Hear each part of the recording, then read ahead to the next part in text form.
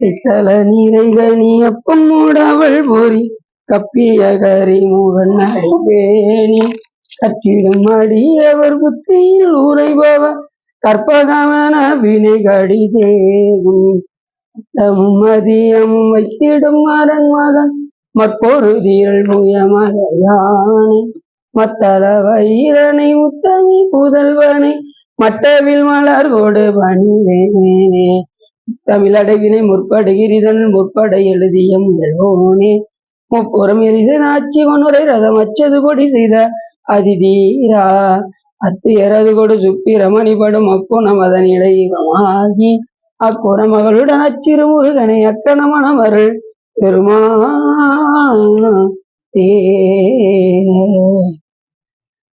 எந்தாயும் எனக்கருள் தந்தையும் நீ சிந்தாகுலமானுவின் தீத்தனையாள் கந்தா கதிவேலவனே உமையாள் மைந்தா குமரா மறைநாயகனே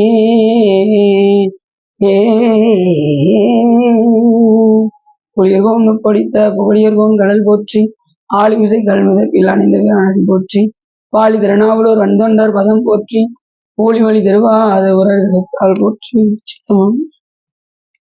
எல்லாம் வல்ல சிவகாமி எம்பாளுடன் ஆகிய பல வைத்தியநாத சுவாமியுடைய பெரும் கருணையினாலே நாம் இன்று திருச்செந்தூர் புராணத்தில் வள்ளியம்மை திருமண அத்தியாயம் பற்றி பேசுவதற்கு திருவருளும் குருவர்களும் அடியார்களும் கூட்டியுள்ளது. சந்திர அலங்காரத்தில் கூறுகின்றார், நீல சிகண்டியில் ஏறும் பிரான் எந்த நேரத்திலும் கோல குரத்தியுடன் வருவான். குருநாதன் சொன்ன சீலத்தை மெல்ல தெளிந்து அறிவார் சிவயோகிகளே, காலத்தை வென்று இருப்பார் மறிப்பார் வெறும் கருவிகளே என்று மிக அற்புதமாக கூறுகின்றார் நமது அன்னைநாத பெரும். இவரை சொல்லிட்டு இருந்தே கஷ்டம். இது என்ன சொல்ல வருகின்றார் என்று சொன்னால், நீல சிகண்டியில் ஏறும் பிரான் எந்த நேரத்திலும் அந்த மயில் வாகனத்தில் முருகப்பெருமான் வீட்டிற்கும் அந்த அழகை மிக அற்புதமாக நீல சிகண்டி என்று கூறினார். ஏற்கனவே கூறினோம், மயில் ஓம் என்கின்ற பிரணவமாகவும் அது விந்துவாகவும் வரு என்று நாம் கூறினோம். சென்ற முறை சேவலை பற்றி கூறினால், இந்த முறை மயிலை பற்றி கூறுகின்றார். மயில் வாகனத்தில் அமர்ந்து அருள் செய்யக்கூடிய பெருமான் முருகப்பெருமான். ஒரு காலத்தில் சூரபத்மன் மயிலாகத்தான் இருந்தார். அவர் பிறவிக்கு வரும்போது இந்திரன் மயிலாக இருந்தார். ஒரே உடலில் இருவரும் சேர்ந்து இருந்து வழிபாடு செய்தார்கள். முதலில் தனித்தனியாக இருந்து வழிபாடு செய்யும் போது சூரன் பதுமன் என்ற 2 பேர் முருகப்பெருமானை பண்டைய பிறவிகளில் அவர்கள் வழிபாடு செய்வதற்கு இணங்கி முருகப்பெருமான் அவர்களுக்கு காட்சி கொடுத்து, உங்களுக்கு என்ன வர வேண்டும் என்று கேள் என்று கேட்டதும், நாங்கள் இருவரும் ஓர் உடலில் இருக்க வேண்டும் என்று கேட்ட காரணத்தினால் இருவரையும் சூரபத்மன் என்ற ஓர் உடலில் தங்கி அவர்களை வழிபாடு செய்ய வைத்தார்.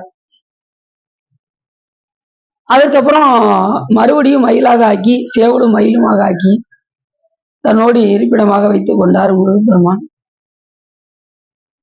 இது எதை குறிக்கின்றது என்று சொன்னால், யான் எனது என்கின்ற செருக்கை அறுத்தவர்களே இறைவனிடம் எப்பொழுதும் நீங்காமல் அந்த பேரின்பத்தை அனுபவிக்க முடியும் என்ற ஒரு சிறப்பை இங்கே கூறுகின்றார் அருணைநாத பெருமான். சேவலும் மயிலுமா ஆயிட்டாங்க. அதுக்கு முன்னாடி சூரன் பத்மனாக அசுரராக இருந்தார்கள். அப்ப எது நீங்கினதுக்கு அப்புறம் முருகப்பெருமான்ட்ட வந்தாங்க அப்படின்னா, யான் எனது என்கின்ற செருக்கு நீங்கினதும் முருகப்பெருமான்ட்ட வந்துட்டாங்க. அதே போல நாமளும் யான் எனது என்கின்ற செருக்கை அறுத்தால் முருகப்பெருமானுடைய திருவடியை அடையலாம். வள்ளுவர் அழகாக சொன்னார், வையத்துள் வாழ்வாங்கு வாழ்பவன் வானோரையும் தெய்வத்தில் வைக்கப்படும் என்று கூறினார். இந்த உலகத்தில் நான் ஒழுக்கத்தோடு வருவேன், கடவுள் எல்லாம் வணங்க மாட்டேன் அப்படிங்கிறவங்க கூட மேக்சிமம் எங்க போயிடுவாங்களாம், வானலோகம் வரைக்கும் போயிடுவாங்க. ஆனா அதே வள்ளுவர் இன்னொன்னு சொன்னாரு, யான் எனது என்னும் செருக்கு அறுப்பான் வானோர்க்கு உயர்ந்த உலகம் புகும் அப்படின்னு. இந்த யான் எனதுங்கிற செருக்கை யார் அறுக்கின்றார்களோ அவர்கள் வானத்துக்கு மேலாக விளங்கக்கூடிய சிவலோகத்தை அடைவார்கள். அதுக்கு மேல ஒரு உலகம் கிடையாது. கடைசி என்றாக இருக்கக்கூடியது சிவலோகம் மட்டுமே. அங்கே யார் செல்ல முடியும் என்றால், யான் எனது என்கின்ற செருக்கை அறுத்தவர்களே அந்த சிவலோகம் சென்று சிவபோகத்தை தூய்க்க முடியும் என்ற காரணத்தினால் இங்கே மிக அற்புதமாக நீல சிகண்டியில் வரும் பிரான் எந்த நேரத்திலும் எப்பனாலும் முருகப்பெருமான் வருவாராம். எப்படி வருவாராம்? கோல குரத்தியுடன் வருவான்.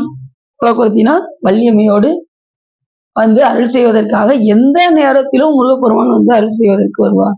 ஏன் இந்த இடத்துல குரத்தி மகள் அப்படின்னு சொன்னாங்க, குரத்தியுடன் வருவான் அப்படின்னா அப்படின்னு சொல்றாரு. அப்படின்னா இதுல என்ன ஒரு சிறப்பு இருக்கு அப்படின்னா, வள்ளியம்மை இச்சாசக்தி. இந்த உயிருடைய இச்சையை பொறுத்துதான் என்ன வரும்? பிறவி வரும். அதனாலதான் பல பாடல்கள் நீங்க எடுத்துக்கிட்டீங்கன்னா முக்கால்வாசி வள்ளியை பத்தியே நிறைய பாடியிருக்காங்க. ஏன் அப்படின்னா வள்ளியம்மை வந்து இச்சாசக்தி, தேவயானையம்மை வந்து கிரியாசக்தி. அப்ப உயிரோடைய இச்சையை பொறுத்துதான் சாமி என்ன கொடுப்பாரு? பிறவிய கொடுப்பாரு. இப்ப இந்த உயிர் முதல்ல நம்ம விருப்பு வெறுப்புக்கு தகுந்தவாறு தான் நமக்கு ஒவ்வொரு பிறவியா ஒவ்வொரு பல காலங்களா நமக்கு கொடுத்து கொண்டே வருகின்றார் சாமி. முதல்ல பிறவியை கொடுத்ததுமே இது எனக்கு இது பிடிக்கும் பிடிக்காது அப்படிங்கிற விருப்பு வெறுப்பு வருவதற்கு தகுந்தவாறு உலகமும் அதுக்கு தகுந்த மாதிரி உடம்பும் கொடுத்து கொடுத்து பல்வேறு பிறவிகளில் நம்மளை இருக்க செய்து அதிலிருந்து நம்மளை பக்குவப்படுத்தி தன் திருவடி பேரின்பத்தை தருகின்றார் நமது முருகப்பெருமான். அப்படி இங்க கோலக்குரத்தியுடன் வருவான், எந்த நேரத்திலும் வருவான். எந்த நேரத்திலும் ஏன் இந்த இடத்துல போட்டார் அப்படின்னா, இந்த உயிர்களுக்கு எப்போ பக்குவம் வரும்னு தெரியாது. அந்த பக்குவத்துக்கு தகுந்தவாறு எந்த நேரத்திலும் வந்து அருள் செய்வதற்கு முருகப்பெருமான் தயாரா இருக்கார். ஆனா இந்த உயிருக்கு என்ன வரணும்? பக்குவம் வரணும். பக்குவம் தான் எந்த நேரத்திலும் வருவார். எப்படி வருவார்? வள்ளியோடு வந்து அந்த பேரின்பத்தை நமக்கு தருவார். அப்படி இந்த பாட்டுல மிக அற்புதமா சொல்றாரு. எந்த நேரத்திலும் எந்த நேரத்திலும் நீல சிகண்டியில் அந்த கோல புறமகளோடு வந்து அருள் செய்வதற்காக அவர் எந்த நேரத்தில் வருவதற்கு தயாராக இருக்காரு. நாம் அவர் வருவதற்கு முன் நாம் செய்ய வேண்டிய வேலையை செய்து வைத்தால் நமக்கு கண்டிப்பாக முருகப்பெருமானுடைய திருவடி நமக்கு கிட்டும். அது அடுத்து சொன்னாரு, குருநாதன் சொன்ன சீலத்தை மெல்ல தெளிந்து அறிவார். முருகப்பெருமான் குருவாக வந்து இந்த உயிர்களுக்கு ஞானோ உபதேசம் செய்யும் போது எப்படி செய்வாராம்? மெல்லதான் தெளியும்படி செய்வார். பஞ்சாயத்தெல்லாம் வேகமா சொல்ல மாட்டாங்க. நீங்க குருநாதர்கிட்ட நீங்க கேட்டிருப்பீங்க, குருநாதர் எப்படி சொல்லுவாங்க? மெதுவா தான் சொல்லுவாங்க. அந்த மெதுவா சொன்ன அந்த பஞ்சாட்சரத்தை நாம் மெல்ல மெல்ல தெளிந்து வாங்க சார். காலை 8 to 9 தானே விக்ரம்? சரிங்க சார், சரிங்க. அப்படியா? நைட் ஒர்க்கு போகணும்.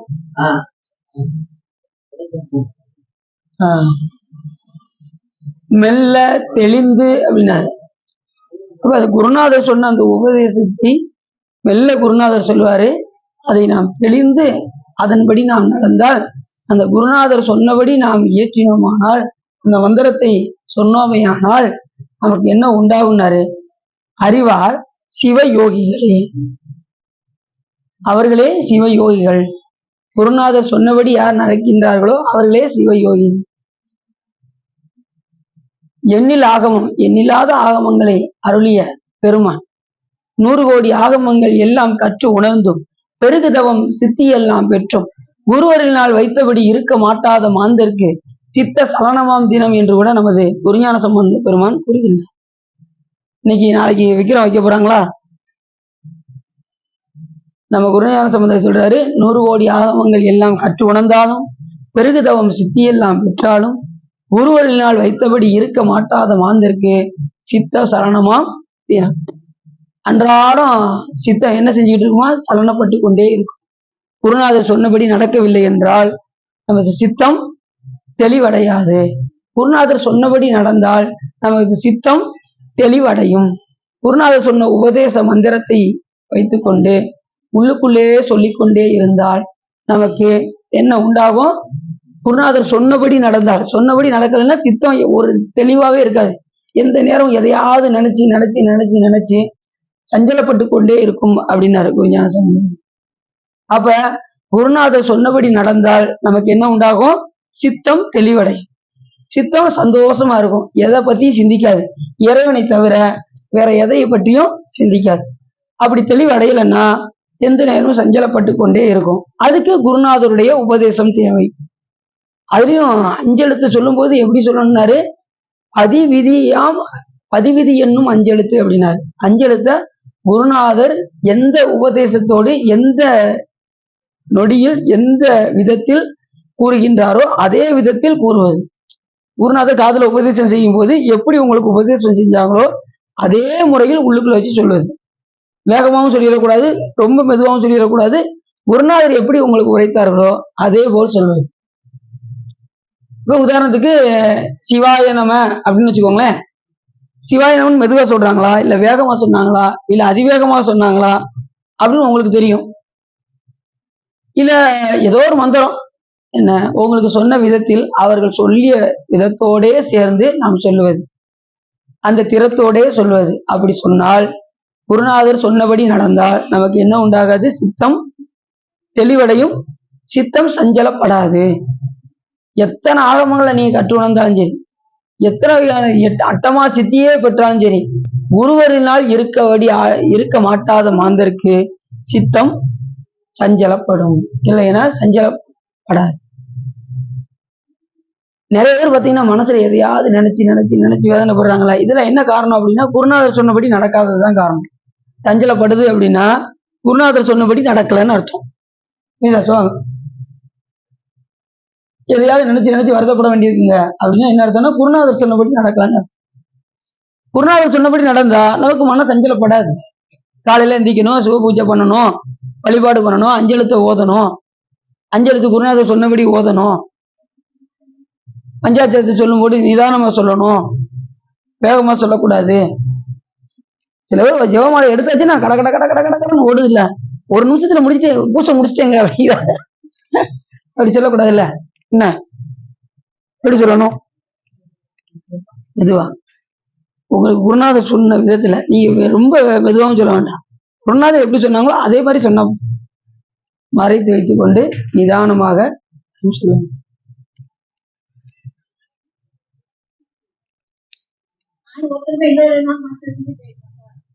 ஆளு 6 நாள் இல்லாட்டாலும் மறைச்சு வச்சுதான் செய்யணும். ஏன்னா நீங்க ஆளே இல்ல, யாரு பார்க்க போறா அப்படின்னு நீங்க ஜெபம் பண்ணிட்டு போது திடீர்னு ஒரு ஆள் வந்துட்டாங்கன்னு வச்சுக்கோங்க, அது நீங்க செஞ்ச பிரயோஜனம் கிடையாது. அதுக்காக எப்பயுமே நீங்க ஆள் இருந்தாலும் இல்லாட்டாலும் மறைச்சு வச்சே செஞ்சு பழகணும். ஆரம்பத்துல அடிக்கணும் அப்படிதான் செஞ்சேன். கதை பண்ணிட்டு யாரும் இல்ல அப்படின்னு பண்ணிட்டு இருந்தேன். திடீர்னு எங்க அம்மா இல்ல அவன் அப்புறம் மறுபடியும் உணர்ந்து ஆரம்பிச்சேன். மறுபடியும் இருக்க உள்ள இருந்தாங்க, இனிமே இப்படி இருக்காது, இது சரி வராது அப்படின்ட்டு அதுல இருந்து வரைஞ்சிடும். ஏன்னா திடீர்னு யாராவது வந்துருவாங்க. ஏன்னா பலர் பார்வையிட்டால் பழியா ஜபங்கள், பலர் பாராவண்ணமே ஜெபி அப்படின்னு நூல் சொல்லுது. பலர் பார்வையிட்டால், நம்ம ஜபம் பண்ணும்போது பலர் பார்வையிட்டால் பழியா ஜபங்கள், அந்த ஜபம் வந்து என்ன செய்யாது? பழிக்க. அப்ப என்ன செய்யுமா? பலர் பாராவண்ணமே ஜெபி அப்படின்னு நூல் சொல்லுது. அப்ப பலர் பாராவண்ணம் நாம ஜெபிக்க வேண்டும். எதை ஜெபிக்கணும்? அஞ்செழுத்தை ஜெபிக்கணும். எப்படி நமக்கு நூல்ல சொல்லியிருக்காங்க பாருங்க, பலர் பாராவண்ணம் ஜெபிக்க வேண்டும் என்று அருமையா நூல் சொல்லுங்க. அதனால நாம பலர் பாராவண்ணம் அந்த 5 எழுத்தை நாம் கூற வேண்டும். அப்படி குருநாதர் உபதேசம் சொன்னபடி நாம் நடந்தால் நமக்குடைய சித்தம் தெளிவடைந்து நாம எப்படி ஆயிடுவோம்? சிவ யோகிகளாக ஆகிவிடுவோம் அப்படின்னு இந்த இடத்துல அருணாத பெருமான் சொல்றார். அப்படி தெளிந்து அறிவார் சிவ யோகிகளே. அப்படி தெளிவு அடையாதவர் யாரு அப்படின்னாரு? கருவிகளே அப்படின்னாரு. ஏன்னா கருவிகள்னா நீங்க இந்த கருவி நினைச்சுறாங்க, கஞ்சம் அப்படின்னு நினைச்சுறாங்க. கருவிகள்னா வினைக்கு தகுந்தவாறு பிறப்பை எடுத்துக்கொண்டே இருப்பார்கள். அது அல்லாதவர்கள் சிவ யோகிகளாக ஆவார்கள். இவர்கள் காலத்தை கடந்து இருப்பார்கள். சிவயோகிகள் காலத்தை எல்லாம் கடந்து கால அதீத நிலைக்கு சென்று விடுவார்கள். இவர் காலத்துக்கு உட்பட்டு பிறவி எடுத்துக்கொண்டே இருப்பார்கள். யாரு? இந்த கருவிகள். அதுங்கள காலத்தை வென்று இருப்பார் யாரு? சிவயோகிகளே காலத்தை வென்று இருப்பார். மற்றவர்கள் எல்லாம் மறிப்பார் வெறும் கருவிகளே அப்படின்னு. மற்றவங்க எல்லாம் கருவி. அப்ப ரொம்ப கஞ்சம் போல தெரியுது அப்படின்னு நீங்க நினைக்க வேண்டாம். கர்ம வினைக்கு தகுந்தவாறு அவர்கள் இறைவனை மறந்து வழிபாடு செய்யாமல் மறுபடியும் மீண்டும் மீண்டும் மீண்டும் வந்து இந்த பிறவியில் வந்து உழல்வார்கள். அப்படி அல்லாதவர்கள் சிவபெருமானை நினைந்து முருகப்பெருமானுடைய திருவடியை நினைந்து வழிபாடு செய்து குருநாதர் சொன்ன உபதேசத்தின்படி நடந்து அவர் சிவ யோகிகளாக ஆவார்கள். அல்லாதவர்கள் காலத்துக்கு உட்பட்டு கருவிகளாக ஆவார்கள் அப்படின்னு இந்த பாட்டில் மிக அருமையாக யார் சொல்றா? நமது அன்னைநாத பெருமன் கந்தர் அலங்காரத்தில் அற்புதமாக சொல்கின்றான். நீல சிகண்டியில் வரும் பிறான் எந்த நேரத்திலும் கோல குரத்தியுடன் வருவான். கோல குரத்தினா யாரு? வள்ளியமையோடு எந்த நேரத்திலும் வருவான்.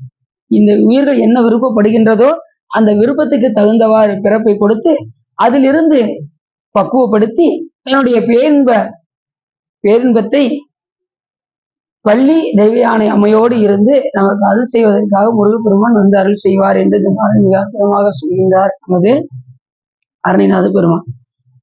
இந்த இடத்துல வள்ளியை மட்டும் சொன்னார் அப்படின்னா கடைசி முடிவுல நம்ம எப்படி எடுத்துக்கொள்ளணும் அப்படின்னா தேவியான அம்மையாவும் சேர்த்துக்கொள்ளணும். ஏன்னா இப்ப இச்சாசக்திக்கு தகுந்தவாறு பிறப்பு இச்சாசக்தி என்ன விருப்பம் இருக்கோ அதுக்கு தகுந்த மாதிரி பிறப்பு கொடுக்குறாரு.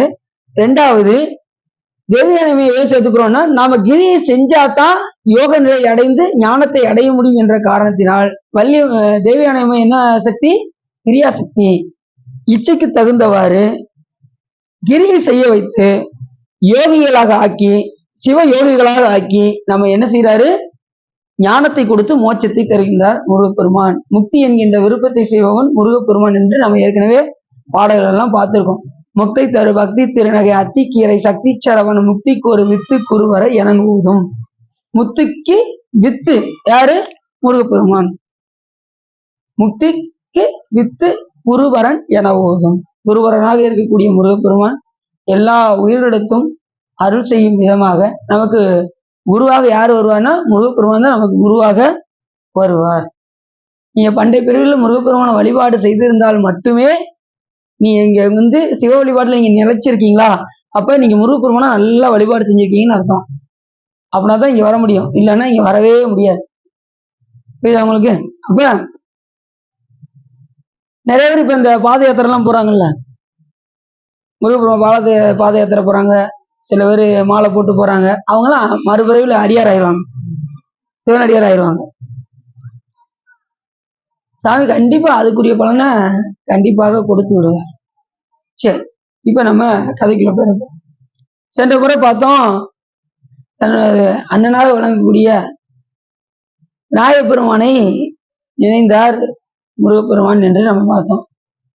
கைத்தல நிறைகனி அப்பமோடு அவள் பொறி கப்பிய கரிமுக நடிப்பேனி கச்சிடும் அடியவர் புத்தியில் உறைபவர் கற்பக மெனவினை கடிதேகும் மத்தமும் மதியமும் வைத்திடும் அரண்மகன் மற்பொரு திரள் புய மக யானை மத்தள வைரனை உத்தமி புதல்வனை மட்டவில் மலர்கோடு பணிவேனை முத்தமிழ் அடைவினை முற்படு கிரிதனில் முற்பட எழுதிய முதல்வோனை முப்புறம் எரி செய்த அச்சிவன் உரைரதம் அச்சது பொடி செய்த அதிதீரா அத்துயர் அதுகொடு சுப்பிர மணிபடும் அப்புணம் அதனிட இவமாகி அக்குற மகளுடன் அச்சிறு முருகனை அக்கணமணமருள் பெருமாளே என்று விநாயகப்பெருமானை நினைத்த நேரத்தில் மனம் முடித்து வைத்தார் என்று அன்னைநாத பெருமானே சொல்கின்றார். அதே போல தன்னுடைய அண்ணனாக வழங்கக்கூடிய விநாயகப்பெருமானை நினைத்தார்.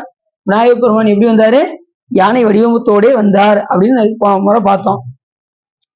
உன்மத்தம் கொண்ட பெரிய யானை உருவாகி மும்மதம் பொழிந்து அவள் முன் பிளிரிட்டு கொண்டு வருமாறு வேண்டுகின்றேன் என்று முருகப்பெருமான் கேட்டார். மும்மதம்னு என்ன மதம்னா கண்ணமதம், கைமதம், கண்ணமதம், கைமதம், கோசமதம் என்ற 3 வகை மதத்தை பொழிந்து எப்பவுமே பொழியுமா அந்த 3 மதம் யானை. கண்ணமதம் கண்ணத்துல இருந்து நீர் வருமா, கைமதம்னா கையில இருந்து நீர் வருமா, கோசமதம்னா மலஞ்சலம் கழிக்கும் பாருங்க அந்த குறி வழியாக மத நீர் வருமா. இந்த 3 விதத்துல வர்றதுனால மும்மதம். யானைக்கு வந்து எத்தனை மதம்னா மும்மதம், கண்ணமதம், கைமதம், கோசமதம் என்கின்ற மும்மதம். அதை விநாயகர் பெருமானுடைய அகவலே சொல்லுவாரு.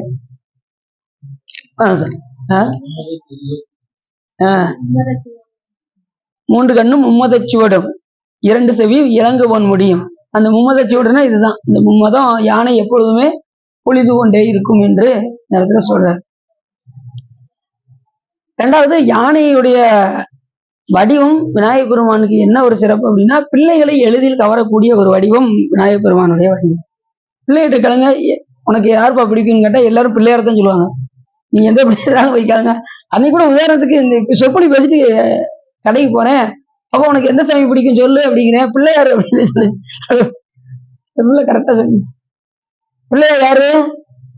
சிவபெருமான் என்பதை நம்ம சிலருக்கு முருகப்பெருமான் ரொம்ப பிடிக்கும் மூத்தம். அவர் அழகுங்க, அப்படி அழகுங்க. என்ன அப்ப அந்த மூத்தம் எல்லாருக்கும் பிடிக்கும். அதே மாதிரி சாமியுடைய அந்த வடிவம், அந்த பாம்பு தாங்கி இடுப்பில் தோல் அணிந்து கொண்டு மான் தோலையும் புலித்தோலையும் அணிந்து கொண்டு இருக்கின்ற அந்த வடிவம் எல்லாருக்கும் பிடிக்கும். அது மாதிரி உமையம்மையுடைய வடிவம் எல்லாருக்குமே பிடிக்கும். அம்பாளுடைய வடிவம் கிட்டத்தட்ட எல்லாருக்குமே பிடிச்ச ஒரு வடிவம் அம்பாளுக்கு. அம்பாள் வடிவம் அந்த அம்பாளாவும் யாரு இருக்கான்னா சிவபெருமான் தான் இருக்கு.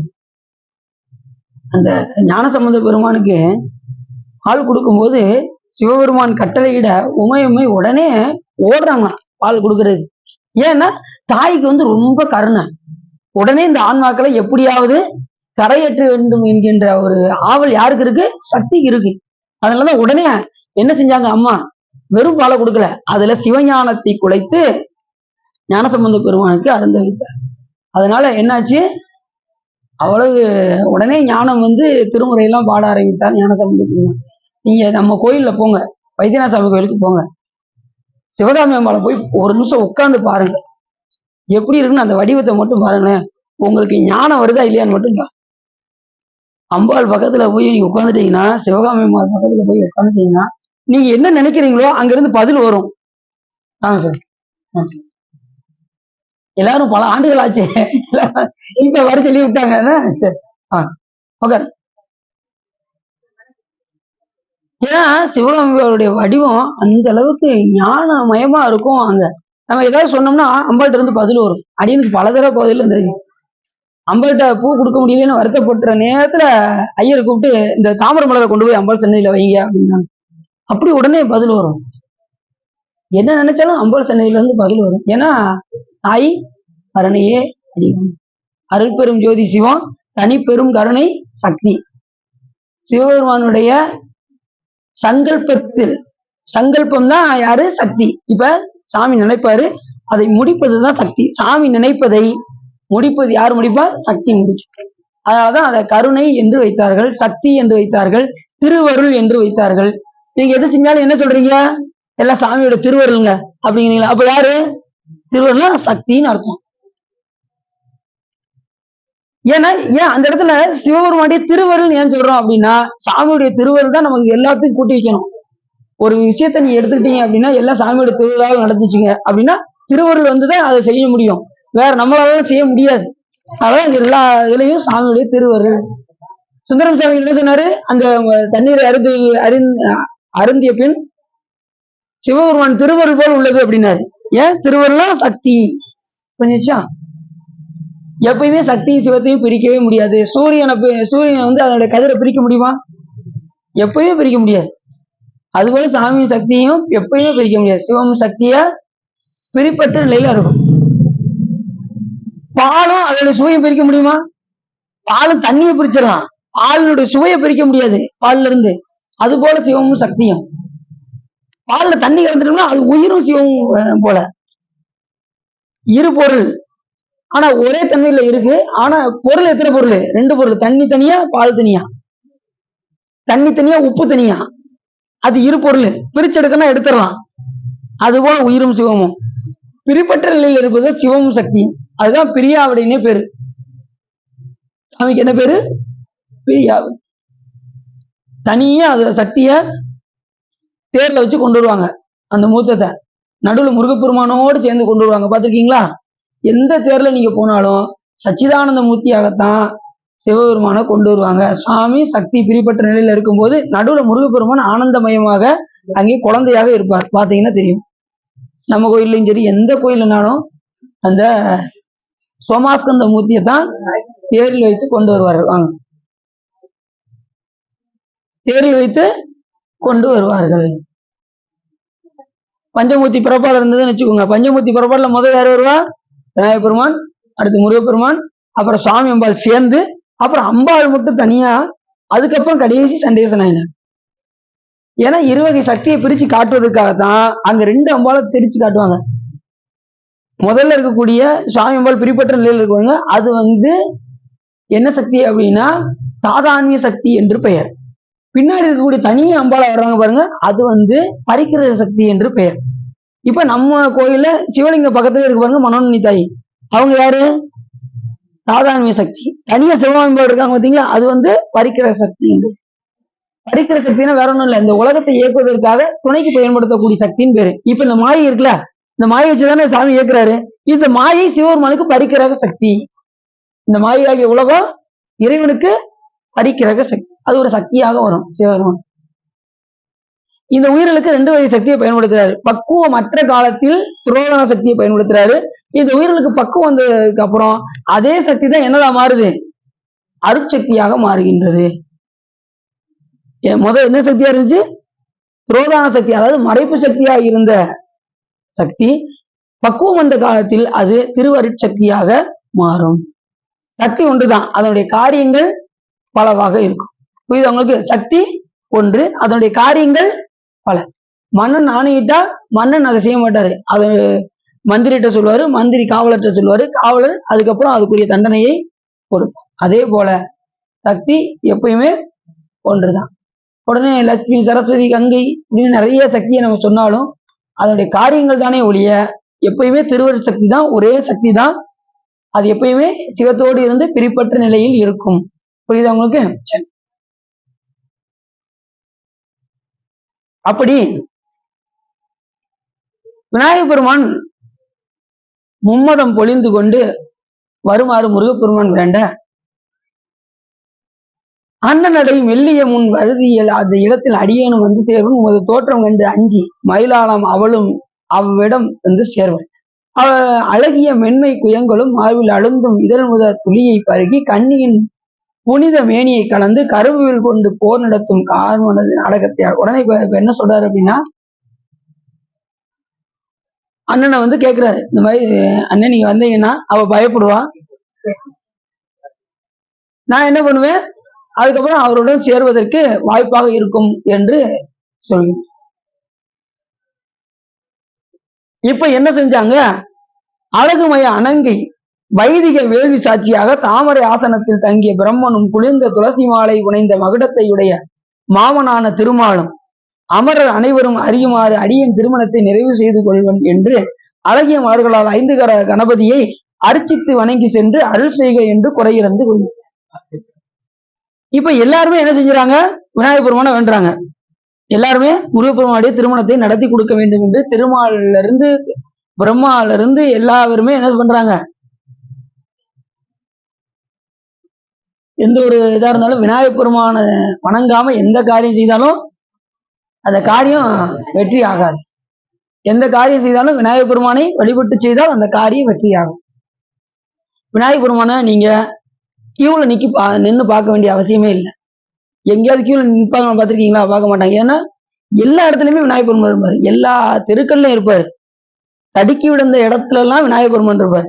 எல்லா இடத்துலயுமே நீங்க என்ன செய்யலாம்? விநாயகப் பெருமானை தரிசனம் பண்ணலாம். மஞ்சப்பிடியில பிடிச்சா அருள் செய்வார், பசுஞானத்தை பிடிச்சா அருள் செய்வார். இப்படி எந்த இதுல வச்சு வழிபாடு செஞ்சாலும் விநாயகப் பெருமான் அருள் செய்வார். அப்படி எளிமையான கடவுள் யாருன்னா விநாயகப் பெருமான். அந்த கியூல நின்று பார்க்க வேண்டிய அவசியமே இல்லை. அந்த அளவுக்கு கருணைமா கடல் விநாயகப் பெருமான். விநாயகப் பெருமான் வழிபாடு செஞ்சதும் நேராக சிவபெருமானுடைய மடியில தூக்கி வைத்தார் விநாயகப் பெருமான். யார? அவை பாட்டிய.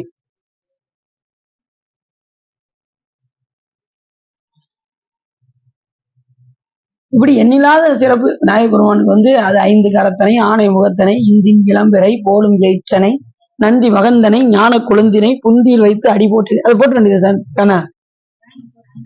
இது தீபரிதம்.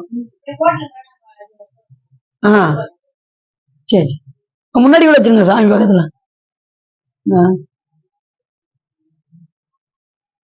5 கரத்தனை, ஆணை முகத்தனை, இது சின்ன பிள்ளைகிட்ட கேட்டா கூட இந்த பாட்டு தெரியும். 5 கரத்தனை அப்படின்னு சொன்னோம்னா அடுத்த வரி அவங்களே பாட ஆரம்பிச்சிருவாங்க பிள்ளைகள்லாம். ஏன்னா எல்லாருக்கும் அப்படி சொல்லி பழக்கிருக்காங்க. ஐந்து கரத்தனை ஆணை முகத்தனை இந்தி நீளம்பரை போலும் எயிற்றனை நந்தி பகந்தனை ஞான கொழுந்தினை புந்தியில் வைத்து அடி போட்டுவினை. என்ன சார் இது கூட உங்களுக்கு தெரியாதா அப்படிம்பாங்க உடைய. இந்த பாட்டு உங்களுக்கு தெரியவே தெரியாதா சார்? ஏன் தெரியுதேப்பா அப்படின்னு நம்ம சும்மா சொல்லணும் பிள்ளைகிட்ட. அந்த பிள்ளைய வகையில கேட்கும்போது ரொம்ப ஆனந்தமா இருக்கு இந்த விநாயகர் பெருமானுடைய பாடல்லாம் கேட்கும்போது. எங்க டீச்சர் சொல்லி கொடுத்துருக்காங்க சிவா. ஐந்து கரத்தனை ஆணை முகத்தனை இந்தி நீளம் விரை போலும் எயிற்றனை நந்தி மகந்தனை. விநாயகர் பெருமான் யாரு? ஞான கொழுந்து. முருகப்பெருமான் யாரு? ஞான பண்டிதன். இவரை சொல்லும்போது நம்ம ஞானசம்பந்த பெருமானை சொல்லும்போது கொழுந்து அப்படிம்பாரு. எப்படி விநாயகர் பெருமானை சொல்றோமோ அது மாதிரி கொழுந்து அப்படின்னு. ஞானத்தின் திருவுருவை நான்மறையின் தனித்துணையை வானத்தின் விசையின்றி மண்ணில் வளர் மதி கொழுந்தை அப்படிம்பாரு சேக்கிலாசாமி. யார? ஞானசம்பந்த பெருமானை சொல்லும்போது. மதுரைக்கு எல்லாரும் போறதுக்கு அஞ்சினாங்களாம். யாருமே கோயிலுக்குள்ள போறதே இல்லை. எல்லாம் சமண மதம். யாருமே நெட்டில திருநீர் கிடையாது. யாரை கேட்டாலும் சிவபெருமானுடைய நாமத்தை கேட்டாங்கன்னா கேட்டு முட்டு அப்படிம்பாங்க. திருநீரை பார்த்துட்டாங்கன்னா கண்டு முட்டு அப்படிம்பாங்க. அப்படி இருந்த காலத்துல இருண்ட காலம்னே பேர். அப்ப சிவபெருமான நினைக்காத காலம்லாம் இருந்தது. இருண்ட காலமா இருந்தது. எல்லாம் அஞ்சினாங்க, கோயிலுக்கு போறதுக்கு அஞ்சினாங்க. அப்ப ரெண்டு பேர் தான் கோயிலுக்குள்ள போனாங்க. யாருன்னா குலச்சிறையாரும் மங்கையர்க்கரசி அம்மையார் மட்டும்தான் சொக்கநாத பெருமானை போய் பார்க்க போனாங்க. ஏன்னா நாட்டு மன்னர் எப்படியோ அது வழிதான் மக்களும் இருப்பாங்க. மன்னர் எந்த வழியில இருந்தாரு? சமண வழியில் இருந்த காரணத்தினால் மக்களும் சமண வழியில் ஒருத்தர் நெட்டிலே திருநீர் கிடையாது. அப்படி இருந்த நேரத்துல ஞானசம்பந்த பெருமான் வந்தாரு பாருங்க. உள்ள வரும்போதே ஒரு 16,000 அடியார்களோடு மதுரைக்குள்ள உள்ள வராரு. அந்த கோஷம் விட்டு அரகர மகாதேவான்னு அந்த கோஷையோடு வந்தது. எல்லாம் பயந்தாங்களாம், சமணர்கள் எல்லாம் பயந்தாங்களாம். அப்ப வரும்போது எதிர் நின்று வரவேற்றது மங்கையர்க்கரசி அம்மையாரும் குலச்சிறையாரும் வரவேற்று உள்ளே வர சொன்னார்கள். அப்படியே சாமியை பார்க்க போனாரு. சொக்கநாத பெருமானை பார்க்க போகும்போது அப்படி கொஞ்சம் கோயிலுக்கு முன்னாடி அந்த கொடிமரத்துல அப்படி உட்கார்ந்தாராம் ஞானசம்பந்த பெருமான். அப்படி உட்கார்ந்தது எப்படி இருந்ததுன்னா சிவபெருமான் மாதிரி இருந்தாராம். ஞானசம்பந்த பெருமான் எப்படி இருந்தாராம்? 16 இடங்களை திருநீர் பூசி ஞானத்தின் திரு உருவாக இருந்தாராம் ஞானசம்பந்த பெருமான். ஞானத்தின் திருவுருவை நான்மறையின் தனித்துணையை வானத்தின் விசையின்றி மண்ணில் வர மதிக்கொழுந்தை தேனக்க மலர்கொண்டை செஞ்சடையா சீதெடுக்கும் காணத்தின் எழுபிறப்பை கண்களிப்ப கண்டார்கள். எல்லாரும் கண்டு காணாங்களாம் ஞானசம்பந்த பெருமான். அப்ப எப்படி இருப்பாரு பாருங்க. அப்படியே சிவமா அப்படி உட்கார்ந்துருந்தாராம். அது குழந்தை உட்கார்ந்து எப்படி இருக்கும்? ஞானசம்பந்த பெருமான் குழந்தைய வந்து உட்கார்ந்துருந்தா எப்படி இருக்கும்?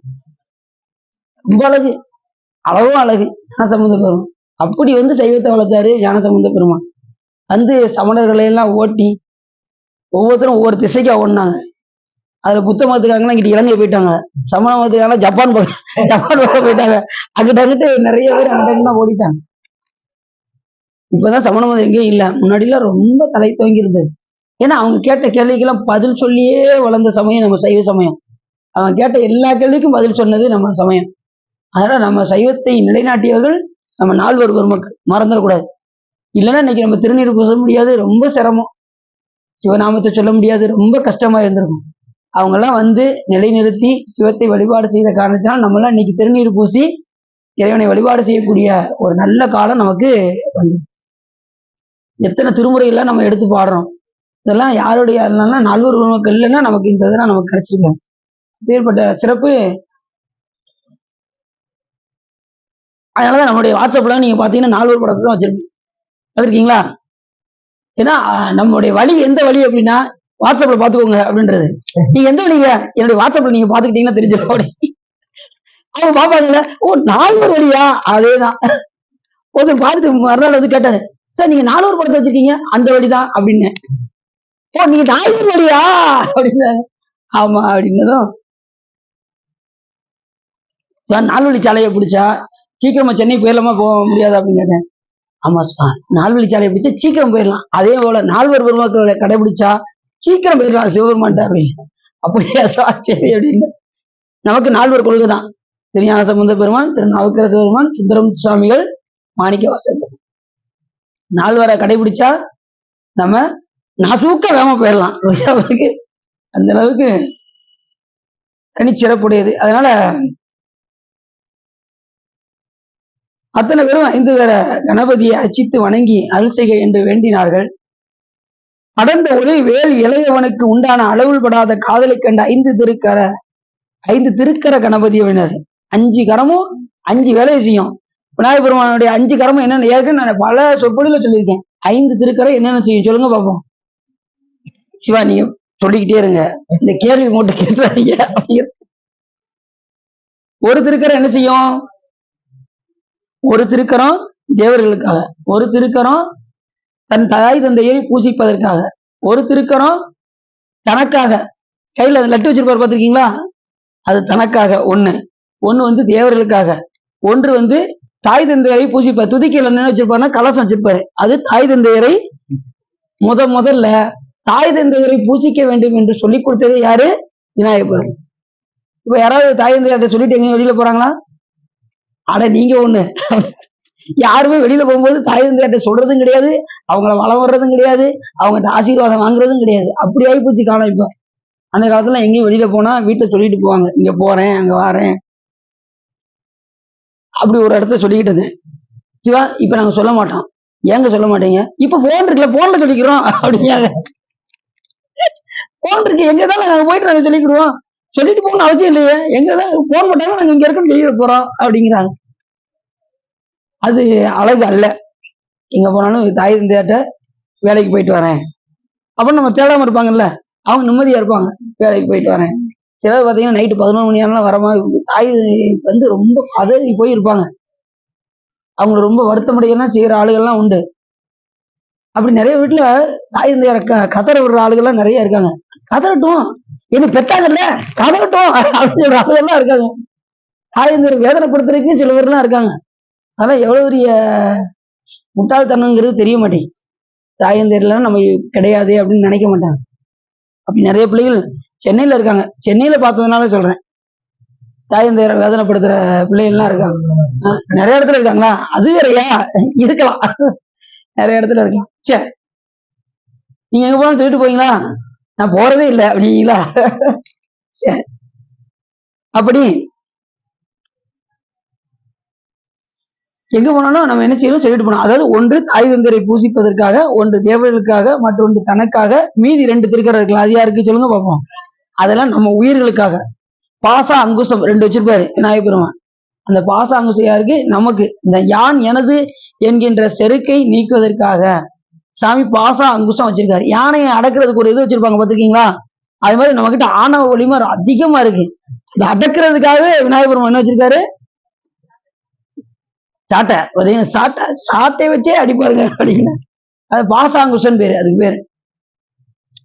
அதை வச்சு நமக்கு மட்டும் 2 திருக்கரம். உயிர்களுக்கு, தேவர்களுக்கு ஒண்ணு, தனக்காக ஒண்ணு, இன்னொன்னு வந்து தாய் தந்தையை பூசிப்பதற்காக. அதான் 5 கரத்தனை, ஆணை முகத்தனை, இந்தின் இளம்பிறை போலும் எயிற்றனை, நந்தி மகந்தனை, ஞான கொழுந்தினை புந்தியில் வைத்து அடி அவர் வணங்கினா, இந்த புந்தியில் வைத்து வணங்கினா நமக்கு எல்லா விதமான சிறப்பும் செய்வார். கைத்தல நிறைகனி அப்பமோட அவள் பொறி கப்பிய கரிமுக நடிமேனி கற்றிடும் அடியவர் புத்தியில் உறைபவர். யார் விநாயகர் பெருமானை வழிபட்டு படிக்கின்றார்களோ அவருடைய புத்தியில் உறைந்து விநாயகர் பெருமான் அருள் செய்வார். புரிஞ்சுச்சா? சரி, அப்படி 5 திருக்கர கணபதியை அவர்கள் அயர்வில்லாமல் உள்ளத்தில் அன்பு மிக எழு என மலையில் குறவர் இளம் குவரியான வள்ளியம்மை சூழ்ந்த தாதியருடன் விளையாடும் இடத்தில் நீலகிரி போல் தோற்றமும் கொடிய மும்மதம் ஒழுகும் சுவடும் பூனடிந்த தந்தமும் யானை உருவம் சென்றார். இப்ப யானை உருவத்தோடு யாரு போனா? விநாயகர் பெருமான் போனார். உட்காருங்க சார்.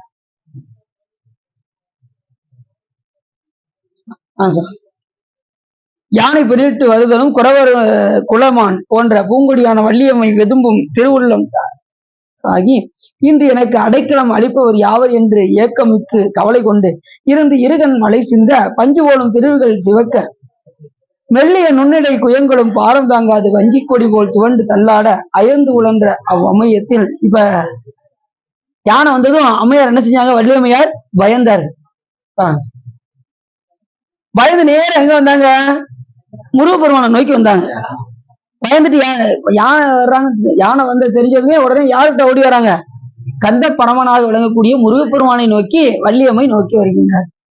மன்மதனை அருவமாக்கிய சிவனார் அருளிய கந்த பரமனை, சிவனார் அருளிய கந்த பரமனை அப்படின்னா முருகப்பெருமான் வேற கிடையாது, சிவபெருமான் வேற கிடையாது. அருளிய அப்படின்னாலே அவர் தான் அப்படிங்கிறத நம்ம தெளிவா தெரிஞ்சுக்கணும். இப்ப கந்தன் வேற சிவபெருமான் வேற நம்ம நினைக்க கூடாது. கந்தன்கிற சொல்லுக்கு என்ன சொன்னேன்? ஒன்று 6 முகங்களையும் ஒன்றாக கொண்டவன் என்றும் உயிர்களுக்கு பற்றுக்கோடாய் விளங்குவன் என்றும் பகைவருடைய ஆற்றலை வற்றச் செய்வன் என்கின்ற ஒரு பொருளும் உண்டு. அதனால கந்தன் என்று பெயர். 6 முகங்களையும் ஒன்றாக கொண்டவன், அருமுக சிவன்னே பேரு. கந்தன் என்கின்ற சொல்லுக்கு அருமுக சிவன். கண் அம்மையும் இவ்வமயம் எனக்கு அருளுக என்று எதிர்வந்து அப்பரமன் அழகிய தனிப்பெரும் மார்பை தழுவினர். உடனே முருகப்பெருமானை போய் கட்டி தழுவி கொண்டார்களா யாரு? வள்ளியம்மை. இப்ப சேர்ந்தது எது போல இருந்ததுன்னா, சாமியும் உயிர்களும் இணைந்தால் என்ன உண்டாகும்? பேரின்பம் உண்டாகும். இப்ப அதைத்தான் இந்த இடத்துல சொல்றாரு பாருங்க. எது போல அப்படின்னா, யானையை இறங்கி திணைப்புணத்தை விந்தி. இப்ப 2 பேரும் சேர்ந்தது எது போல அப்படின்னா, அந்த பக்குவப்பட்ட ஆன்மா பரமனும் இணையும் பரம அருள் நாடகம்னு பேரு. இந்த 2 பேரும் சேர்றது என்ன பேரு? அருள் நாடகம். இது 2வது ஒருக்க சொல்ல போறாரு. உயிர்கள் சாமி. எப்பயுமே இந்த உயிர்கள் உயிர் தான், சாமி சாமி தான். ரெண்டும் ஒன்றாக முடியுமா அப்படின்னா, முக்தி காலத்துல ஒன்றாக இருந்தாலும் கூட நமக்கு அத்வீதம் பேரு. அத்வீத சம்பந்தம். இறைவன் நமக்கு எப்படிப்பட்ட சம்பந்தம்?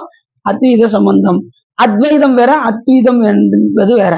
அத்வைதம் என்பது நம்ம சங்கரர் சொன்னது, அத்வீதம் என்பது நமது அருளாளர்கள் சொன்னது. அதாவது இரு பொருள் ஒரு உடம்பாக இணையும் போது, அதாவது அந்த பேரின்பத்தை அனுபவிக்கும் போது எப்படி இருக்கும்னா, ஓர் உயிரா இருக்காது. எப்பவுமே சிவம் சிவமா இருக்கும், இந்த உயிர் உயிராக இருக்கும்.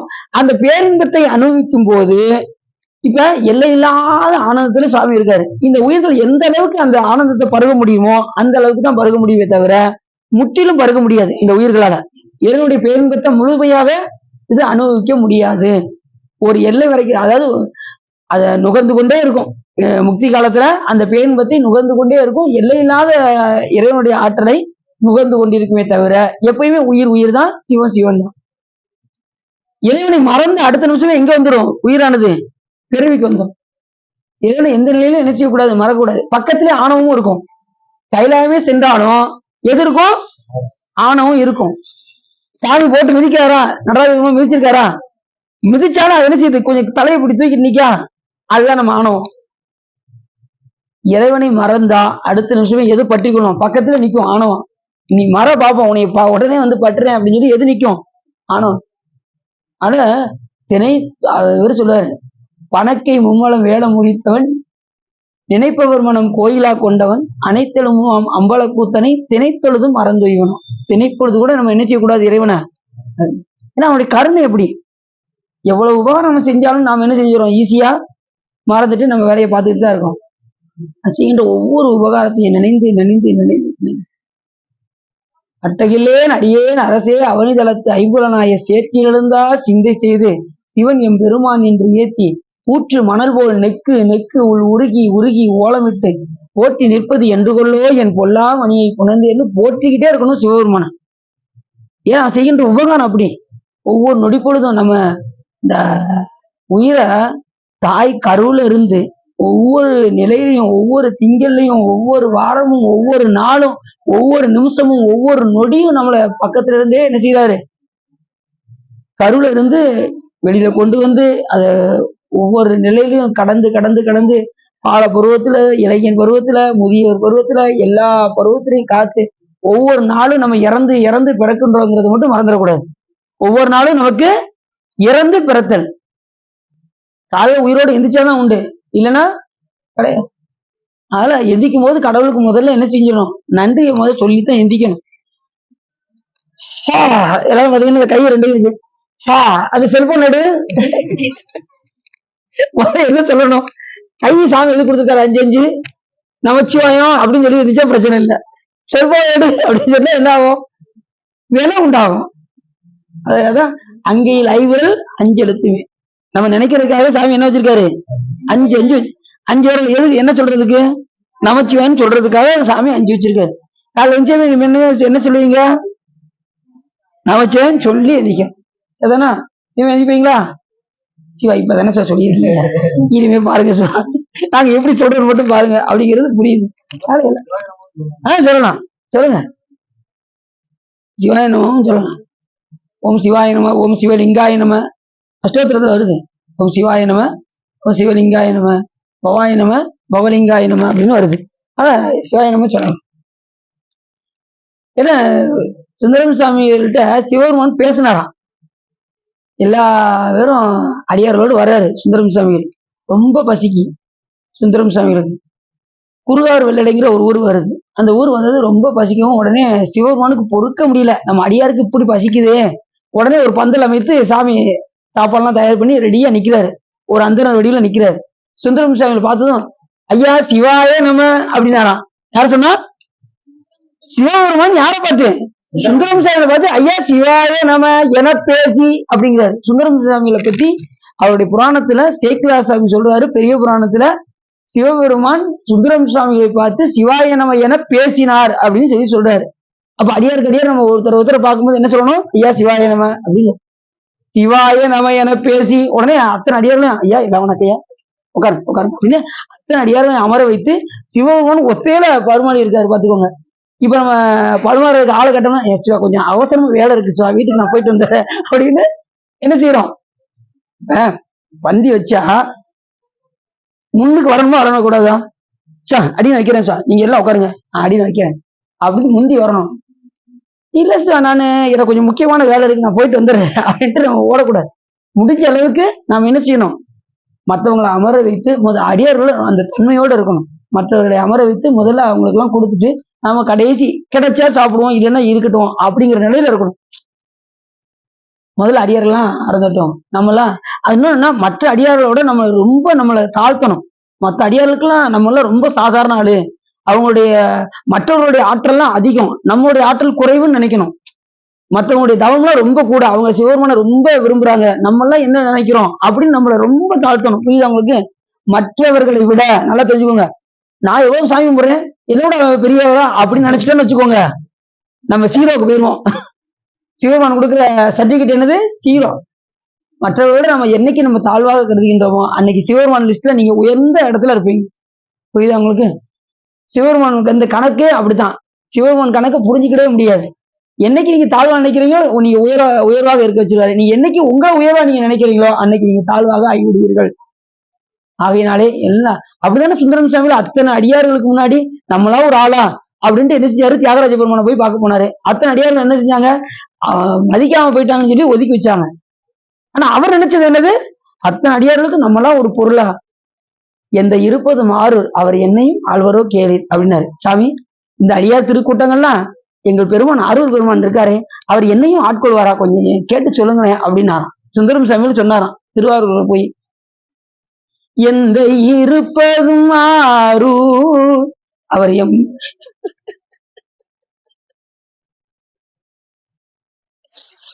அவர் எம்மையும் ஆழ்வரோ கேளி.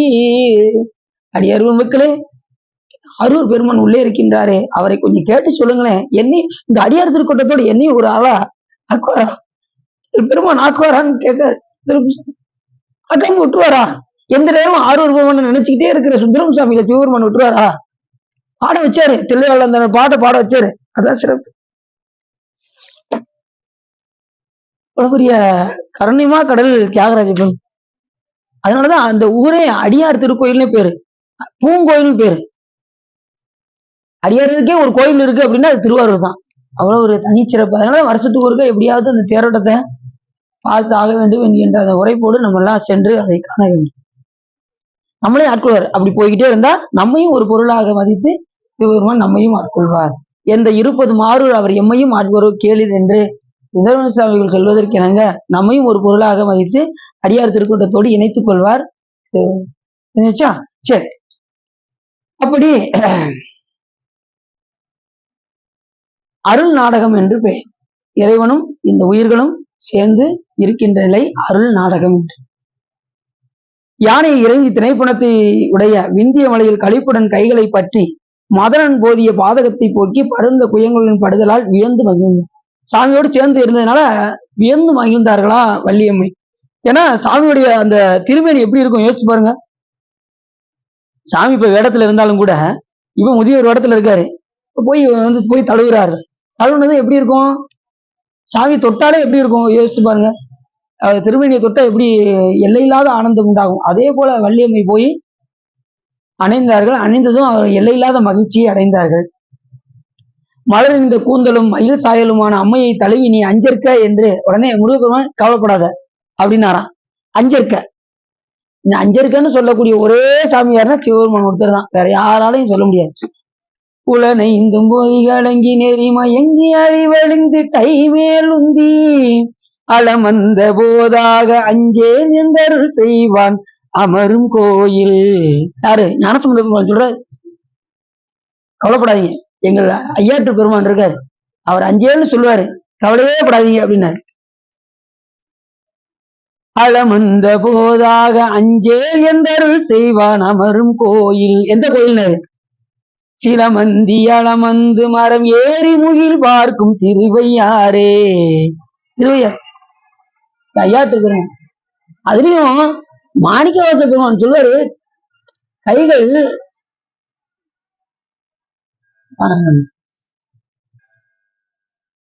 கழும தழுவிக்கொண்டு எய்யாது என் தலைமையில் வைத்து எம் பெருமான் என்று ஐயாற்று அரசை ஆசைப்பட்டேன் கண்டாய் அம்மானே அப்படிம்பாரு மாணிக்கவாச பெருமான். ஐயாற்று பெருமான். அதுலயும் ஒரு அருளாளர் சொல்றாரு, நொந்தி இருமி வந்துந்தி ஐயாறு வாயாமும் நெஞ்சமே ஐயாறு வாயால் அலை. நீ இறக்குறதுக்கு முன்னாடி நீ என்ன பண்ணிரு, நீ நொந்தி இருமி நூலாகிறதுக்கு முன்னாடி நீ யார வழிபாடு பண்ணிரு, திருவையாற்று பெருமானை போய் வழிபாடு பண்ணிரு. நொந்தி இருமி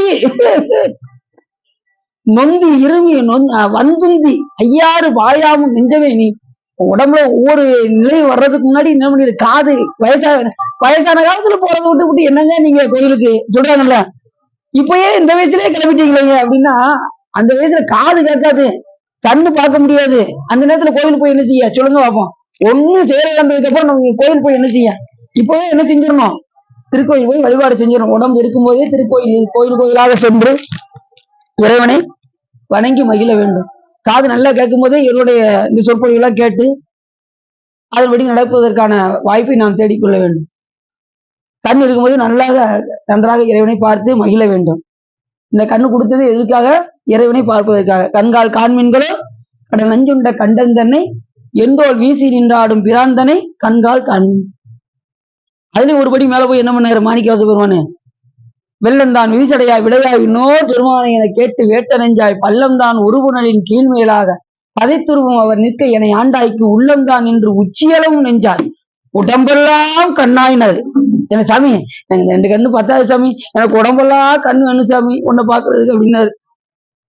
எப்படி சொல்றாரு பாருங்க, அருளாளர்லாம் எப்படி கேட்காங்க சாமி கிட்ட. நம்ம இந்த 2 கண்ணு இருந்துமே பார்க்க மாட்டேங்கும், அவர் உடம்பெல்லாம் கண்ணு கேட்கிறாரு. 2 கண்ணு கொடுத்துமே சாமியை பாக்குறதுக்கு நான் நாளைக்கு கோயிலுக்கு வரலாம்னு நினைக்கிறேங்க அப்படிங்கிறாரு.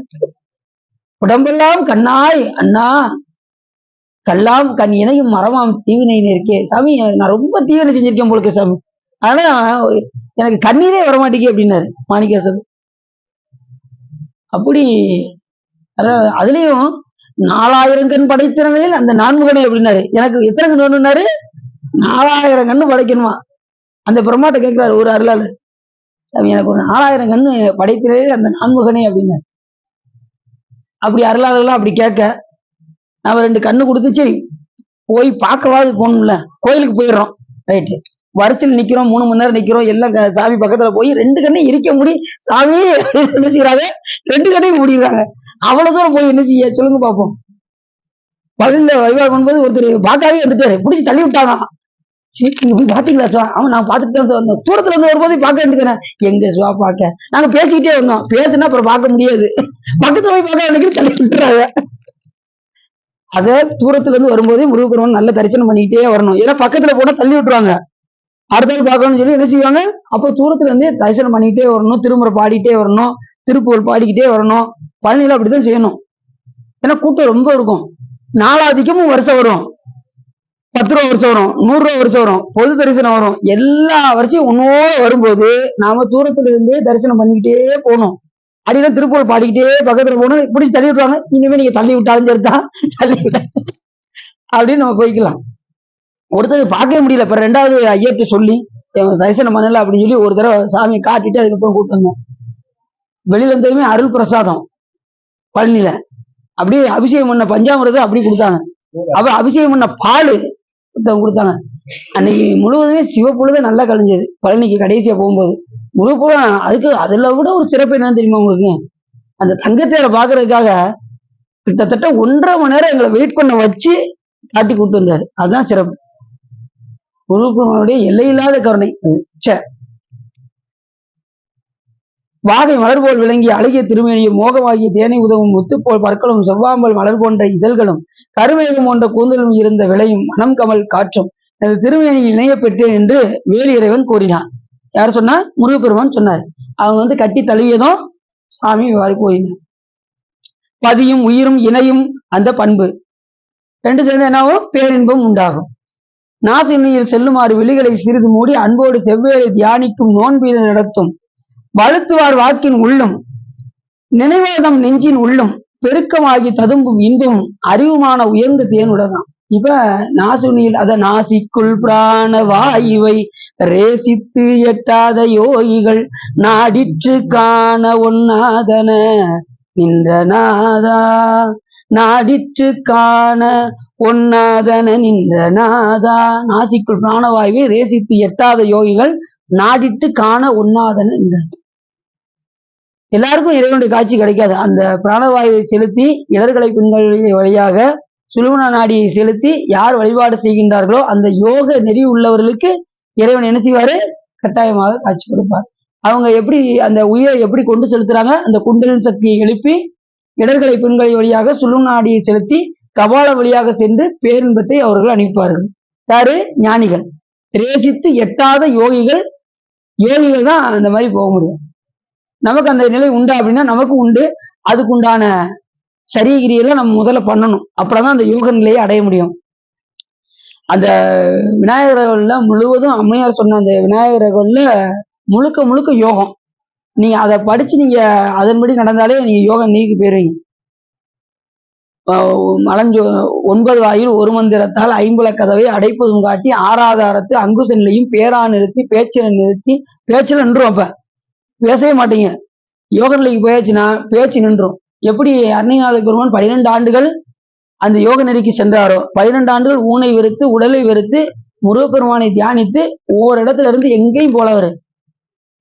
இதேதான் இந்த இதுதான் பேச்சு நிறுத்தி இடைப்பெண்களையும் எழுத்தறிவித்து கடையில் சுழுமுனை கபாலமும் காட்டி 3 மண்டலத்தின் முட்டியதூனின் நாண்டலு பாம்பில் நாவில் உணர்த்தி குண்டலி அதனில் கூடிய சபை மூலாதாரத்திலிருந்து குண்டலின் சக்தியை எழுப்பி குண்டலி அதனில் கூடிய அசபை விண்டலு மந்திரம் வெளிப்பட வைத்து அமுதல்லையும் ஆதித்தன் இயக்கமும் குமுத சகாயன் குணத்தையும் கூறி இடைச்சக்கரத்தின் ஈரத்தினையும் உடற்சக்கரத்தின் உறுப்பையும் காட்டி சண்முக சூலமும் சதுர்முக சூக்கமும் எண்முகமாக இனிதனக்கு அருள் செய்து புரியட்ட காயம் புலப்பட எனக்கு தெரியட்ட நிலையும் தரிசனப்படுத்தி கருத்தில் கபால வாயில் காட்டி இருத்தி முக்தி இனிதனக்கு அருள் செய்து என்னை அறிவித்து எனக்கு அருள் செய்த முன்னை வினையின் முதலை களைந்தே வாக்கு மனமும் இல்லா மனோலயம் தேக்கி என் சிந்தை தெளிவித்து இருவழி இரண்டிற்கு ஒன்றிடம் என்ன அருள் தரும் ஆனந்தத்தை அழுந்தி என் செவியில் எல்லையிலா ஆனந்தம் அருளி அல்லல் களைந்து அருள்வழி காட்டி சத்தத்தின் உள்ளே சதாசிவம் காட்டி சித்தத்தின் உள்ளே சிவலிங்கம் காட்டி அணுவிற்கு அணுவாய் அப்பாலைக்கு அப்பாலாய் கணுமுட்டி நின்ற கணுமின் உள்ளே காட்டி வேடமும் நீரும் விளங்க நிறுத்தி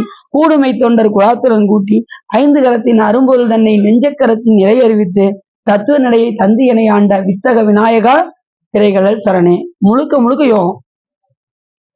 அந்த குண்டலி சக்தியை எழுப்பி எங்க கொண்டு போய் 3 மண்டலத்தில் முட்டியதோனி அது கபாலத்துல போய் அப்புறம் பேரின்பத்தை நுகர்ந்து அத்தனையும் ஔவையார் சொல்றாங்கன்னா யாரு சொல்ல வைக்கிறா? விநாயகர் பெருமான் சொல்ல வைக்கிறாரு அவை மூலியமா. இதெல்லாம் யோக நெறி. அந்த யோக நூல்கள்லாம் நிறைய இருக்கு. அட்டமா சித்தி இதெல்லாம் நிறைய இருக்கு. அதுக்கு முக்கியமா என்னன்னா அட்டாங்க யோகம்னு ஒண்ணு இருக்கு. அட்டாங்க யோகத்துல முதல் நிலை என்னன்னா நியம நியமத்தை முதல்ல கடைபிடிக்கணும். நியமம் என்பது விடுவதை விடுவதும், நியமம் என்பது கடைபிடிக்க வேண்டியதை கடைபிடிப்பதும். இந்த 2ல நம்ம அவுட் ஆயிரும். இதுல பாஸ் பண்ணாதான் அடுத்தடுத்த நிலைக்கு போக முடியும். திரைப்படம் பார்க்க கூடாது, டிவி பக்கம் செல்லக்கூடாது அப்படின்னு முதல்ல நம்ம அங்கதான் இருக்கோம். என்ன அதுலயே நம்ம அவுட்டு. எதையெல்லாம் பண்ணணும்? உலக மாயைக்குள் செல்லக்கூடாது, அதுலயும் அவுட்டு. இப்படி எல்லாத்துக்கும் பாசத்தை தடுக்க வேண்டும். பாசத்தோடு ரொம்ப பிணைப்பு நமக்கு எகிட்டக்கூடிய அதுலதான் பாஸ் பண்ண. அது இறைவன் அருள் இல்லாம நாம என்ன செய்ய முடியாது. அதுல இருந்து நாம பாசத்திலிருந்து நீங்க முடியாது. கொஞ்சமா வழிபாடு செய்ய செய்ய இயல்பாகவே அந்த பாசங்களிலிருந்து நாம் நீங்கலாம். வழிபாடு ஒன்றுதான் நம்மளை அந்த நிலைக்கு நமக்கு கொண்டு செல்லும். அப்படி யார் நாசினியில் செல்லுமாறு வெளிகளை சிறிது மூடி அன்போடு செவ்வேளை தியானிக்கும் நோன்பினர் இடத்தும், நோன்பு செய்பவர்கள், இறைவனை எந்த நேரமும் தியானிப்பவர்கள், வலுத்துவார் வாக்கின் உள்ளும் நினைவார்தம் நெஞ்சினுள்ளும் பெருக்கமாகி ததும்பும் இன்பம்.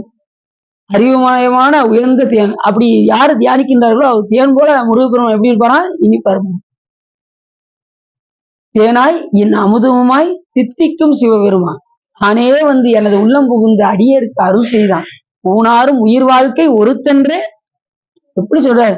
நானையோ தவம் செய்தேன் சிவாய நம்ம என பெற்றேன் தேனாயின் அமுதமுமாய் தித்திக்கும் சிவபெருமான். எப்படி சொல்றாரு? சாமி தித்திப்பார்பாரா? நினைச்சா தித்திப்பார்பாரு. நீங்க நினைச்சீங்கன்னா அமுதமா ஊற ஆரம்பிச்சிருவாரு. அந்த அளவுக்கு நீங்க இறைவன் மேல லைக் பண்ணணும், உருகணும். உள்ளம்தான் என்று உச்சியளவு நெஞ்சாய் சொன்ன மாதிரி உருகி உருகி உருகி வழிபாடு பண்ணா நமக்கு தேனாய் இன் அமுதமுமாய் தித்திப்பா இருப்பாரு சிவபெருமான். அவர்தான் உண்மையான தேர்ன்னு தெரியாம நம்ம எந்த தேனையோ போய் நுகர்ந்துகிட்டு இருக்கோம். தினைத்தனை உள்ளது ஒரு பூவினின் தேனுண்ணாதை நினைந்தோறும் காண்தோறும் பேசும் தோறும் எப்போதும் அனைத்திலும் உள்நக ஆனந்த தேன் சொரியும் குனிப்புடையானுக்கே சென்றூராய் கோத்துமினாரு மாணிக்காசர். இந்த சிறு சிறு பூவில் உள்ள தேனை அது மாதிரிதான் நம்ம உலகத்துல இன்பத்தை நம்ம நுகர்ந்துகிட்டு இருக்கோம். அந்த வண்டு போய் ஒவ்வொரு பூவினுடைய தேனைய ஒரு சொட்டு கூட இருக்காது. ஒவ்வொரு பூனையும் தேன் ஒரு சொட்டு இருக்குமா? ஒரு சொட்டு கூட இருக்காது. அதுலயும் ஒரு துளி தான். அதை ஒவ்வொன்றா சேகரிச்சு அது உண்ணமுனையும். நான் ஒரு தேன் சொல்றேன் கேக்குறியா அப்படின்னு சொல்லி அந்த வண்டுக்கு சொல்றாரு. அந்த தேன் எப்படின்னா நினைச்சா இனிக்கும், கண்டா இனிக்கும், பார்த்தா இனிக்கும், அதை பேசினா இனிக்கும், எப்போதும் இனிக்கும் அப்படின்னு. அதை பார்த்தா யாரு? சாமி தான். நினைந்தரும் காண்தரும் பேசுந்தரும் எப்போதும் அது எப்படி இருக்குமா? அந்த அனைத்திலும் உள்ள உருகுமா. அந்த தேனை நுகர்ந்தா அனைத்திலும் உள்நக ஆனந்த தேன் சொரியும் குனிப்புடையானுக்கே சென்றுதாய். அந்த அளவுக்கு அமுதமா இருப்பாரு. சட்டோ நினைக்க மனத்தமுதாம் சங்கரனை. ஒரு செகண்ட் நினைச்சாலே அமுதமா ஊற ஆரம்பிச்சாரு. அப்ப எந்த நேரம் நினைச்சா எப்படி தித்திப்பா இருப்பான்னு நீங்களா பாத்துக்கோங்க. சரி, முருகன் என்று மொழிந்து மொழிந்துள்ள உருகும் அன்பினராய். இப்ப அந்த நெஞ்சத்தோடு இருக்கின்றவர்கள் என்ன செய்வாங்க? முருகப்பெருமானை நினைப்பவர்கள், அந்த நோன்பினராக இருக்கின்றவர்கள், நாசி நுனியில் பிராணாயாமம் செய்கின்றவர்கள், எந்த நேரமும் நெஞ்சில் வலுத்துபவர்கள், நினைக்கின்றவர்கள், முருகன் என்று ஓதி ஓதி உள்ளம் உருகுகின்ற அன்பர்கள் இடத்திலும், உருகுவாக்கம் அருகில் செல்லும் அன்பர்கள் இடத்திலும் காமாகிய பெரிய வெள்ளம் செல்ல இயலாமல் மனம் சிதையும். முருகப்பெருமான் யார் நினைக்கின்றார்களோ காமம் பக்கத்துல வராதுன்னாரு. முருகப்பெருமான் நினைந்து யார் உருகுகின்றார்களோ, முருகா என்று உருகுகின்றார்களோ, விழிக்கு துணை அவன் திரு மென்மலர் பாதங்கள் மெய்மை குன்றா மொழிக்கு துணை முருகாவென்னும் நாமங்கள் முன்பு செய்த பழிக்கு துணை அவன் பன்னீரு தோளும் பயந்த தனி வழிக்கு துணை வடிவேலும் செங்கோடன் மயூரமுமே அப்படின்னாரு அருணையாத பெருமான் நமது கந்தர் அலங்காரத்தில். எப்படி சொல்றாரு பாருங்க. முருகா என்னும் நாமங்கள் முருகன் குமரன் குகன் என்று மொழிந்தனர் உருகும் செயல் தந்து உணர்வென்று அருளாய். அடுத்தது பொறுகும் கவரும் புவியும் வரவும் குறு புங்கவ என்குண பஞ்சரனே அப்படின்னு நமது அனுபூதியும் சொல்றாரு. அப்படி முருகப்பெருமானை எப்படி போட்டு என்குண பஞ்சரனே அப்படின்னாரு. 8 குணம் யாருக்கு? சிவபெருமானுக்கு தான். அப்ப முருகப்பெருமானுக்கு என்குண பஞ்சரன் என்ன அர்த்தம்? சிவபெருமான் வேற இல்ல, முருகப்பெருமான் வேற. என்குண பஞ்சரன் 8 குணம் உடையவர். இயக்குமாறு 64 வரை என் குணம் செய்த ஈசனே கோளிர் பொறியியல் குணமிலவே என் குணத்தான் தாளை வணங்கா தலை. வள்ளுவர் சொல்றாரு. முதல்ல குரல் என்ன சொல்றாரு? கடவுளுடைய இலக்கணம் சொல்றாரு. மித்த நீங்க எந்த சமயத்துல வேணாலும் போய் கேளுங்க, இந்த 8 குணம் யாராலையும் சொல்லவே முடியாது. 8 குணம் நமக்கு தான். இறைவனுக்கு 8 குணம் அப்படிங்கிறது. அப்ப யார சொல்றாரு வள்ளுவர்? சிவபெருமானை தான் சொல்றாரு. 9வது பாட்டுல கோளிர் பொறியியல் குணமிலவே என் குணத்தான் தாளை வணங்கா தலை. தாள் என்பது திருவடி. 8 குணமுடைய இறைவனாகிய சிவபெருமானுடைய திருவடியை யார் வழிபாடு செய்கின்றார்களோ அவர்கள் நல்ல கதியை அடைவார்கள். அப்படி வழிபாடாதவர்கள் வணங்கா தலை கொடுத்து பிறவி கொடுத்தும் பயனில்லாம ஆகிவிடுவார்கள். 8 குணமுடைய இறைவனை வழிபாடு செய்யலைன்னா, அவனுடைய திருவடியை வணங்கலைன்னா இந்த பிறவி என்னதாயிரும்? வீணாக ஆகியும். தாளை வணங்கா தலை, கொடுத்தும் பயனில்லை, பிறகு கொடுத்தும் பயனில்லாம். எப்படி சொல்றாரு? இப்படி எண்குண பஞ்சரனாரு. முருகன், குமரன், குகன் என்று மொழிந்தது. 3 நாமத்தை சொல்றாரு. முருகப்பெருமானுக்கு ரொம்ப முக்கியமான நாமத்துல 3 நாமம் ரொம்ப முக்கியம். முதல்ல முருகன், அடுத்து குமரன், அடுத்து குகன். முருகன் என்றால் முருகன் என்று முருகு என்று உருகு அப்படிம்பாரு வாரியசாமி. மு என்றால் முகுந்தன் என்றும், ரு என்றால் ருத்ரன் என்றும், கா என்றால் கமலத்தில் வழங்கக்கூடிய நான்முகன் என்றும், மும்மூர்த்தியாகவும் திகழக்கூடியவர் முருகப்பெருமான். முக்தி என்ற விருப்பத்தை செய்பவன் முருகப்பெருமான். முருகு என்றால் அழகு. அந்த முருகையை நினைத்து நீ உருகு. அப்ப எப்படி சொல்றாரு பாருங்க. முருகா என்றதோ தரமோ அது அடியார் முடிவில் இணைத்தால் அருள்வோனே. முருகா நீங்க சொன்னீங்கன்னா 2 திருவடியும் முருகப்பெருமான் என்ன பண்ணுவாராம்? நம்ம தலைமையில வச்சிருப்பாராம். இப்ப நீங்க முருகான்னு சொல்லுங்க, உங்க திருவடி எங்க இருக்கு? முருகப்பெருமானுடைய திருவடி எங்க இருக்கும்? தலைமையில இருக்கு. நமக்கு தோன்றா துணையா முருகப்பெருமான் இருப்பார். புரியுது உங்களுக்கு? நம்ம கண்ணுக்கு தெரியாட்டிலும் கூட நமக்கு அந்த பக்குவம் இல்லாதனால முருகப்பெருமான் கண்ணுல தெரியல. ஆனா பக்குவம் வந்த காலத்துல முருகப்பெருமானுடைய திருவடி நமக்கு கண்டிப்பாக தெரியும். அப்படி முருகன் என்று மொழிந்து உள்ள முருகும் அன்பினருக்கு முருகா நிற்பார். சென்றிடும் அன்பருக்கு காமமாம் பெருகுமாம் செயலது உள்ளம் பேதுரும். அதாவது அப்படி யார் முருகா என்று உருகின்றார்களோ அவர்களுக்கு காமம் பக்கத்துல கூட வரவே வராதான். மனம் சிதையும். காமம் என்கின்ற இருக்கக்கூடிய மனம் சிதையும் என்று சொல்றாரு. தாயாக இயக்கும் திணை நிலத்தினை அனைத்தையும் படைக்கும் அம்மை பொருந்திய காஞ்சனை என்னும் என்போல் ஒளிர்வார். இடத்தில் மகளாய் தோன்றியது உதித்த 5 பூதங்கள் காரணமாக பரவிய மூல திருகிருதி இடத்திலிருந்து தோன்றியது போல். ஐயனும் திலகம் அணிந்த ஒளி பொருந்திய நெற்றியுள்ள மாநிலம் வள்ளியம்மையும் போகத்தை விரும்பியது. அளவில்லாத புனித திருவிளையாடல்களை புரிந்து உலகில் இல்லற நடத்தை. இப்ப சாமி வள்ளியம்மையோடு வந்து அருள் செய்ய வருகின்றார் என்று சொன்னால் எதற்காகனா நமக்கு இல்லறத்தை நடத்தி காண்பிப்பதற்காகத்தான் வள்ளியை மனம் புரிவதாக முருகப்பெருமானுடைய திருவிளையாடல் நடைபெறுகின்றது. எதுக்காக? இல்லறத்தை இப்படிதான் நடத்தி காட்ட வேண்டும் என்பதற்காக வள்ளியை திருமணம் முடிப்பதற்காக முருகப்பெருமான் வருகின்றார். இல்லற நல்லறத்தை பேணுவதற்கு திருவுள்ளம் கொண்டே மனத்தில் எண்ணினார் முருகப்பெருமான். அன்பும் அரணும் உடைத்தாயின் இல்வாழ்க்கை பண்பும் பயனும் அது. அன்பு என்ன கொடுக்கும்? அன்புக்கு பண்பை கொடுக்கும். அறம் அதனுடைய பயனை கட்டாயமாக கொடுக்கும். நிறைய பேர் பாத்தீங்கன்னா இந்த திருமணத்துல அந்த பத்திரிகையில போடுவாங்க, பாத்திருக்கீங்களா? எதையோ போடுறாங்க. இதை போட்டா ரொம்ப சிறப்பு. அன்பு கடைசி இடத்துல கூட போடலாம். சில பேர் முன்னாடியே போட்டுருவாங்க. அந்த மேல அந்த துணையெல்லாம் போட்டுட்டு கீழே போடுறாங்க பாருங்க. ஒண்ணு இதை போடுவாங்க, 4 வரியில உள்ள மண்ணில் நல்ல வண்ணம் வாழலாம், எண்ணில் நல்ல கதிக்கு யாதும் ஒரு குறைவில்லை, கண்ணில் நல்லாகாது ஒரு கழுமல வளநகர், பெண்ணின் நல்லாளோடும் பெருந்தகை என்பது. இதை போட்டாலே ஒரு சிலர் என்ன சொல்லுவாங்க தெரியுமா? என்னங்க இவ்வளவு இதெல்லாம் எழுதியிருக்கீங்க? சொந்தக்காரங்க சுத்தி இருக்கிற சொந்தக்காரங்க என்ன சொல்லுவாங்க? 4 வரி எழுதியிருக்கீங்க, சுருக்கமா 2 வரியில எழுதுங்களேன் அப்படின்னா என்ன செய்யணும்? என்னங்க நீங்க அப்படிவாங்க. பார்த்திருக்கீங்களா? 2 வரியில எழுதுங்க, என்ன நீங்க வாங்க அப்படிவாங்க. அவங்களுக்கு 2 வரி. அன்பும் அரணும் உடைத்தாயின் இல்வாழ்க்கை பண்பும் பயனும் அது. முடிஞ்சு வச்சா இப்ப ஒண்ணுமே பேச முடியாது. இதையாவது போடலாமா ஐயா அப்படின்னு. இதுதான் கரெக்டா இருக்கு. 2 வரி 2 வரியை போட்டாச்சுன்னா அவங்க எதுவும் பேச முடியாது. அதுல நிறைய அறங்கள் இருக்கு. அந்த 2 வரியில அவ்வளவு சிறப்பு இருக்கு. அன்பு செய்தால் பிறருடைய பண்பை அது வளர்க்கும். அறம் செய்தால் அதனுடைய பயனை கட்டாயமாக கொடுக்கும். புரியுதா? புரிஞ்சுச்சா? இப்ப நீங்க அறம் செய்யறீங்கன்னு வச்சுக்கோங்க, அதனுடைய பயனை கொடுக்குமா கொடுக்காதா? ஆனா கொடுக்கும். யாரு கொடுப்பான்? சிவபெருமான் தான் அதை எடுத்து விட்டுவாரு. அது தானாலாம் வராது. நீங்க செய்கின்ற தர்மம் தானா வராது. அதை எடுத்து கொடுக்கக்கூடியவர் யாருன்னா சிவபெருமான். செய்வினையும் செய்வானும் அதன் பெயரும் சேர்ப்பானும். 4 நமக்கு செய்யக்கூடிய வினை, செய்பவர் உயிர், அதை கொண்டு சேர்க்கக்கூடிய இறைவன், அதுக்குரிய பயன். இந்த 4 எப்பயுமே நம்ம சைவத்துல உண்டு. செய்வனையும் செய்வானும் அதன் பயனும் சேர்ப்பான். இதை வச்சுதான் சாக்கிய நாயனாரே வந்தாரு. இந்த 4 திறம் இருப்பதை பார்த்து பல நூல்களை படிச்சு அதுல தெளிந்து சிவபெருமான் தான் முழுமுதற் பொருள் என்று அறிந்து என் நிலையில் நின்றாலும் எக்கோலம் கொண்டாலும் மன்னிய சி சங்கரந்தால் மறவாமை பொருள் என்று துண்ணிய வேடம் தன்னை துறவாத தூய சிவம் தன்னை மிகும் அன்பினால் மறவாமை தலை நீப்பார் என்று யார் வந்தா? சாக்கிய நாயனார் தினசரி ஒரு கல் எடுத்து சிவலிங்கத்தின் மேல் எரிந்தார். அது எப்படி எரிந்தார்? பூவாக நினைத்து எரிந்தார். சிவபெருமான் அதை ஏற்றுக்கொண்டார். அப்ப நம்ம எதாக நினைக்கின்றோமோ அதுவாக அது மாறுகின்றது. இப்ப நீங்க காலையில பூசையில சாதாரண இலை தான் கிடைச்சிருக்கு, வில்வ இலை கிடைக்கல, என்ன செய்யணும்? அதை வில்வமாக நினைத்து சாத்தினால் சிவபெருமான் வில்வமாக கொஞ்சம் சேசா. இப்ப பூவை கூட நீங்க நினைச்சு நீங்க வில்வமா நினைச்சீங்கன்னாலும் சாமி ஏத்துக்குவார். ஆனா கண்டிப்பா மலர் கொடுக்கணும், அது வேற விஷயம். வில்வம் இல்லாத பட்சத்துக்கு பூவையே வில்வமாக எடுத்து நீங்க சாத்தினால் சிவபெருமான் அதை ஏற்றுக்கொள்வார்.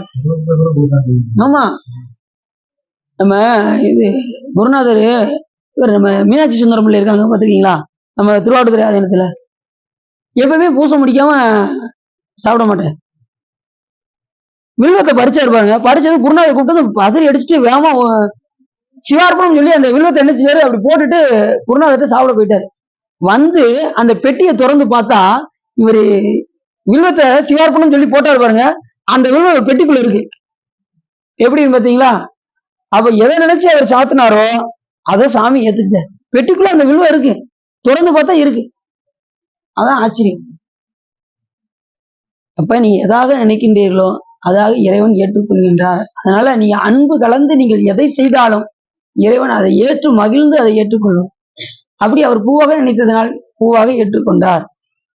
கள்ளத்தறிஞர் ஆனா பூவாக நினைச்சிருந்ததுனால அது ஏழை மாறிடுச்சு, அவர் பூவாக சிவபெருமான் ஏற்றுக்கொண்டார். அதே போல இங்கே அம்மை வேல் இறைவன் திருமார்பை மெய்யுற கலந்து ஒழுகிய செயலை அறிந்து ஒளிகளும் கடந்து செல்ல இயலா மலையை கடந்து வேடர் மன்னன் முன் வந்து விளம்பரம். இப்ப வேடர் மன்னன் யாரு? நம்பிராஜன். அவர்கிட்ட வந்தாங்க. மலையின் இடத்தில் மலை யானை வந்த நிறைவுடைய பன்னிரு கண் பரன் மலரணி கூந்தலை தையலை தழுவிய நன்மையும் உரிமை பொருந்த வணங்கி துதித்து உரைத்தலும். இப்ப வேகமா ஓடி வந்தார். யாரு? அவங்க அப்பா ஓடி வந்தார். பிரளய காலத்தில் பெரிய கடல் போல் பொங்கிய உறவினருடன் திரிசூலம் ஏந்திய சிவகுமரனின் தோய்ந்த கோலத்தையும் மகளது கோலமும் கண்டனர். இப்ப அப்பா வந்து வேகமா பார்த்தா முழு பெருமானும் வள்ளியவங்க நிக்கிற அந்த கோலத்தை சிவகுமரன் இந்த இடத்துல எப்படி சொல்றாரு பாத்தீங்களா? சிவகுமரன் வேல்படை வேலை வைத்திருக்கக்கூடிய முருகப்பெருமான். அதுதான் எப்படி சொன்னாரு? திரிசூல வேல்படையான் மகன் அப்படின்னாரு. சூலத்தை ஏந்தி இருக்கக்கூடிய சிவபெருமானுடைய மைந்தன் அப்படின்னாரு. திரிசூலம் யார் வச்சிருப்பா? சிவபெருமான் வச்சிருப்பார். வேல்படை யார் வச்சிருப்பா?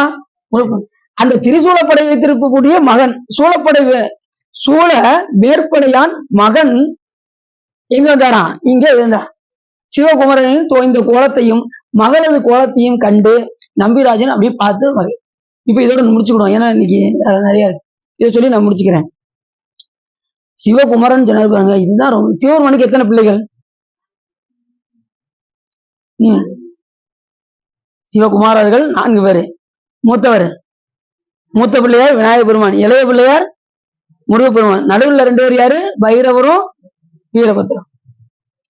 ஏன் சிவகுமாரன் சொன்னாருன்னா, முருகப்பெருமான் சொல்லும் போது ஏன் சிவகுமாரன் சொல்றாங்கன்னா, 6 முகங்கள். சாமிக்கு எத்தனை முகம் இருக்கு?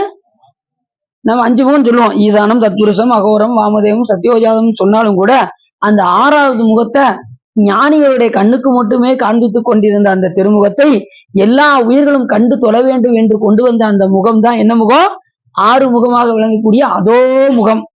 அதைத்தான் நம்ம முருகப்பெருமான் என்று நாம் கூறுகின்றோம். அந்த முகத்துக்கு என்ன பேரு? அதோ முகம். குந்திக்குள் இட செய்யற்க புதல்வனை தருதும் என்ன அந்திக்குள் நிகர்மை அண்ணல் அறிஞராயோர் சிந்திக்கும் தன் தொல்லை திருமுகம் 6ம் கொண்டார். தொல்லை திருமுகம் என்ன முகம்? குழந்தை முகம்னு அர்த்தம். நம்முடைய தொல்லை திருமுகம் அது நம்ம குழந்தைய எப்படி இருந்தோமோ, இன்னும் நம்மளுடைய தொட்டில போட்டு ஆட்டினா எப்படி இருப்போம்? அதுதான் நம்மளுடைய தொல்லை திரும்புவோம். இப்ப தொட்டில போட்டோன்னு வச்சுக்கோங்க, அடிக்கு வந்துடுவாங்க. நம்மளுடைய தொல்லை திரும்பும் இது குழந்தை. அதே போல சிவருமானுடைய குழந்தை பருவம் இது முருகன். அவங்களுக்கு அதான் தொல்லை திருமுகம் 6ம் கொண்டார். அந்த முகம் யார் காண்பித்துக் கொண்டிருந்தார் என்றால், ஞானிகளுடைய கண்ணுக்கு மட்டுமே காண்பித்துக் கொண்டிருந்த அந்த திருமுகத்தை எல்லா உயிர்களும் கண்டு தொழ வேண்டும் அப்படின்னு கொண்டு வந்த முகம் தான் அதோ முகமாக விளங்கக்கூடிய சிவகுமாரனாக விளங்கக்கூடிய, அது நம்மை போன்ற ஆன்மாக்களை எல்லாம் உய்விக்க வேண்டும் என்று வந்த முகம் தான் ஆறுமுகம். ஏன்னா நம்மளை பார்த்திருக்காரு. முருகப்பெருமானுடைய முகம் எப்படி இருக்கு? சிவபெருமானுக்கு கீழ் நோக்கி இருக்கு. இப்ப நம்மை நோக்கிதான் அந்த முகம் இருக்கு. அப்ப சகலவருக்கு ஆன்மாக்களை எல்லாம் உய்விப்பதற்காக முருகப்பெருமானுடைய திருமுகம் விளங்குகின்றது. அதனாலதான் நம்ம தமிழ் கடவுள் முருகன் சொல்றோம். அதனால முருகப்பெருமானை வணங்கினாலும் சிவபெருமானை வணங்கினாலும் ஒன்றுதான். ரெண்டும் வேற வேற கிடையாது. அறுமுக சிவன் என்றே பேரு. ஆறுமுகம் ஆறுமுகம் ஆறுமுகம் ஆறுமுகம் ஆறுமுகம் ஆறுமுகம் என்று பூதி ஆறுமணி மாதவர்கள் பாதமல்ல சூடுமடி யார்கள் பதமே துணையதென்று நாளும் ஏறுமையில் வாகனகு காசலவனாய் எனது ஈசன் என வானமுயர் என்று போதும் ஏழைகள் வியாகுல ஏதை என வினாவில் உன ஏவர் புகழ்வார் மறையும் என்று சொல்லாது அப்படின்னாரு அருமையாக. அப்படி ஆறு முகமாக விளங்கக்கூடியவர் யாரு? முருகப்பெருமான். சிவபெருமானுடைய 6வது முகம்தான் முருகப்பெருமானுடைய வடிவம் என்பதை மறந்துவிடக்கூடாது. அதனால சிவகுமரன் சிவகுமாரன் என்று பெயர். அதாவது இவரும் முருகப்பெருமான் வேற இல்லைங்கிறதுக்கு இன்னொரு பாட்டிலையும் சொல்றாரு, தகைமை சிவஞான முக்தி பரகதியும் நீ கொடுத்து உதவி புரிய வேணும் நினைத்த வடிவேலா அப்படிங்கிறாரு. அப்ப முருகப்பெருமான் என்ன முக்தி தருவாரு? சிவஞான முக்தியை தருவார். இது அவங்களுக்கு அப்படி இந்த திருச்செந்தூர் புராணத்துல மிக அற்புதமாக யார் சொல்றா? இந்த நூலை இயற்றியவர் யாரு சொல்லுங்க, கரெக்டா சொல்லுங்க. திருச்செந்தூர் புராணத்தை இயற்றியவர் யாரு? வென்றி மாலை கவிராயர் என்பதை மறந்துடக்கூடாது. அடுத்த முறை நான் அப்படின்னு கேட்பேன், திருச்செந்தூர் புராணத்தை இயற்றியவர் யார் அப்படின்னு கேட்பேன். யாராவது கரெக்டா சொல்லிட்டீங்கன்னா உங்களுக்கு சாக்லேட்டோட வருவேன். வரும்போது இதெல்லாம் ஒரு நூலோட வருவேன். கண்டிப்பா அடுத்த தடவை சொல்லிடணும், வென்றி மாலை கவிராயர். சரியா? சிவ தர்மோத்தரத்தை இயற்றியவர் யாரு? வென்றி மாலை கவிராயர். வென்றி மாலை கவிராயர். இந்த நூலை இயற்றியவர் பேர் என்ன பேரு? வென்றி மாலை கவிராயர். சிவ தர்மோத்தரத்தை இயற்றியவர் யாரு? மறைஞான சம்பந்தர். அந்த கரெக்டா சொன்னாப்ல சிவா. சிவா நாங்கெல்லாம் முதலே கேட்டோம் சிவா. சரி, அடுத்த கட்டம் தெரியுதுங்களா? திருச்செந்தூர் புராணத்தை இயற்றியவர் யார்? வென்றி மாலை கவிராயர். சரி,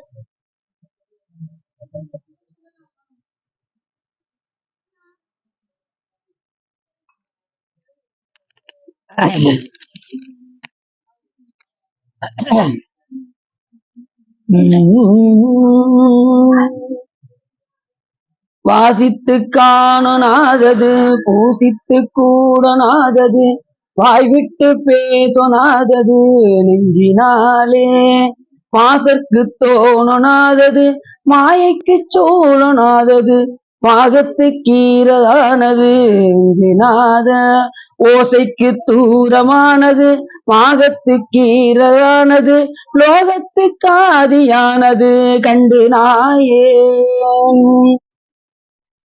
லோகத்தை சேருமாறுமை ஞானத்தை போதியாயினி ஊனத்தை போதிலாது மயங்களாமோ ஆசைப்பட்டே நல்காவசை வேடிச்சிக்காக மாமையில் ஆகி பொற்பாதமே பணி தந்த வேளே ஆழித்து செயல்கள் வாய் வயலூரத்தில் காலமோடர ஆரத்தை பூன் மயூர துரங்க வீரா துரங்க வீரா துரங்க வீரா நாசிக்குள் பிராணவாயுவை ரேசித்து எட்டாத யோகிகள் நாடிற்று காண உன்னாதன நின்ற நாதா நாடிற்று காண உன்னாதன நின்ற நாதா நாகத்தை சாகை போயர் மேகத்தை சேதிராமலை நாதற்கு சாமியேசுரர் தம்பிரானே தம்பிரானே தம்பிரானே கைலாயபுரம் போய் சிவஞான போத நெறி காட்டும் வெண்ணை பயிலாயும் வெகண்டாங்கந்தரிக்கோர் மெஞ்ஞான பானுவாகி குயிலாரும் பொழில் திருவாவிடு திருவாள் நமச்சிவாய தேவன் செயலாதி மரபுடையவன் திருமரபு நீடூழி தலைகமாதோ வான்மையில் வளாது மிகமொழிகளும் சிறக்க மன்னன் கோன்முறை அரசு செய்க குறைவில்லாத உயிர்கள் வாழ்க நான்முறை அறங்கள் ஓங்க நற்றவம் வேள்வி மல்க மேன்மைகள் செய்வ நீதி விளங்குக உலகமெல்லாம் பையம் நீடுக மாமலை பண்ணுக மே விரும்பிய அன்பர் விளங்குக சைவ நன்னறிதான் தலைத்தோங்குக தேவன் திருநீர் சிறக்கவே ஆறி தடந்தோல் வாழ்க அறுமுகம் வாழ்க வெப்பை குடிசை தனிவேல் வாழ்க குக்குடம் வாழ்க செவ்வேல் ஏறி மங்கை வாழ்க யானைதன் அணங்கும் வாழ்க மாறில்லா வள்ளி வாழ்க வாழ்க சீர் அடியாரெல்லாம் வாழ்க சீர் அடியாரெல்லாம் வாழ்க சீர் அடியாரெல்லாம் அரகண பார்வதி பதையே நாளுடைய சிவனையை போற்றி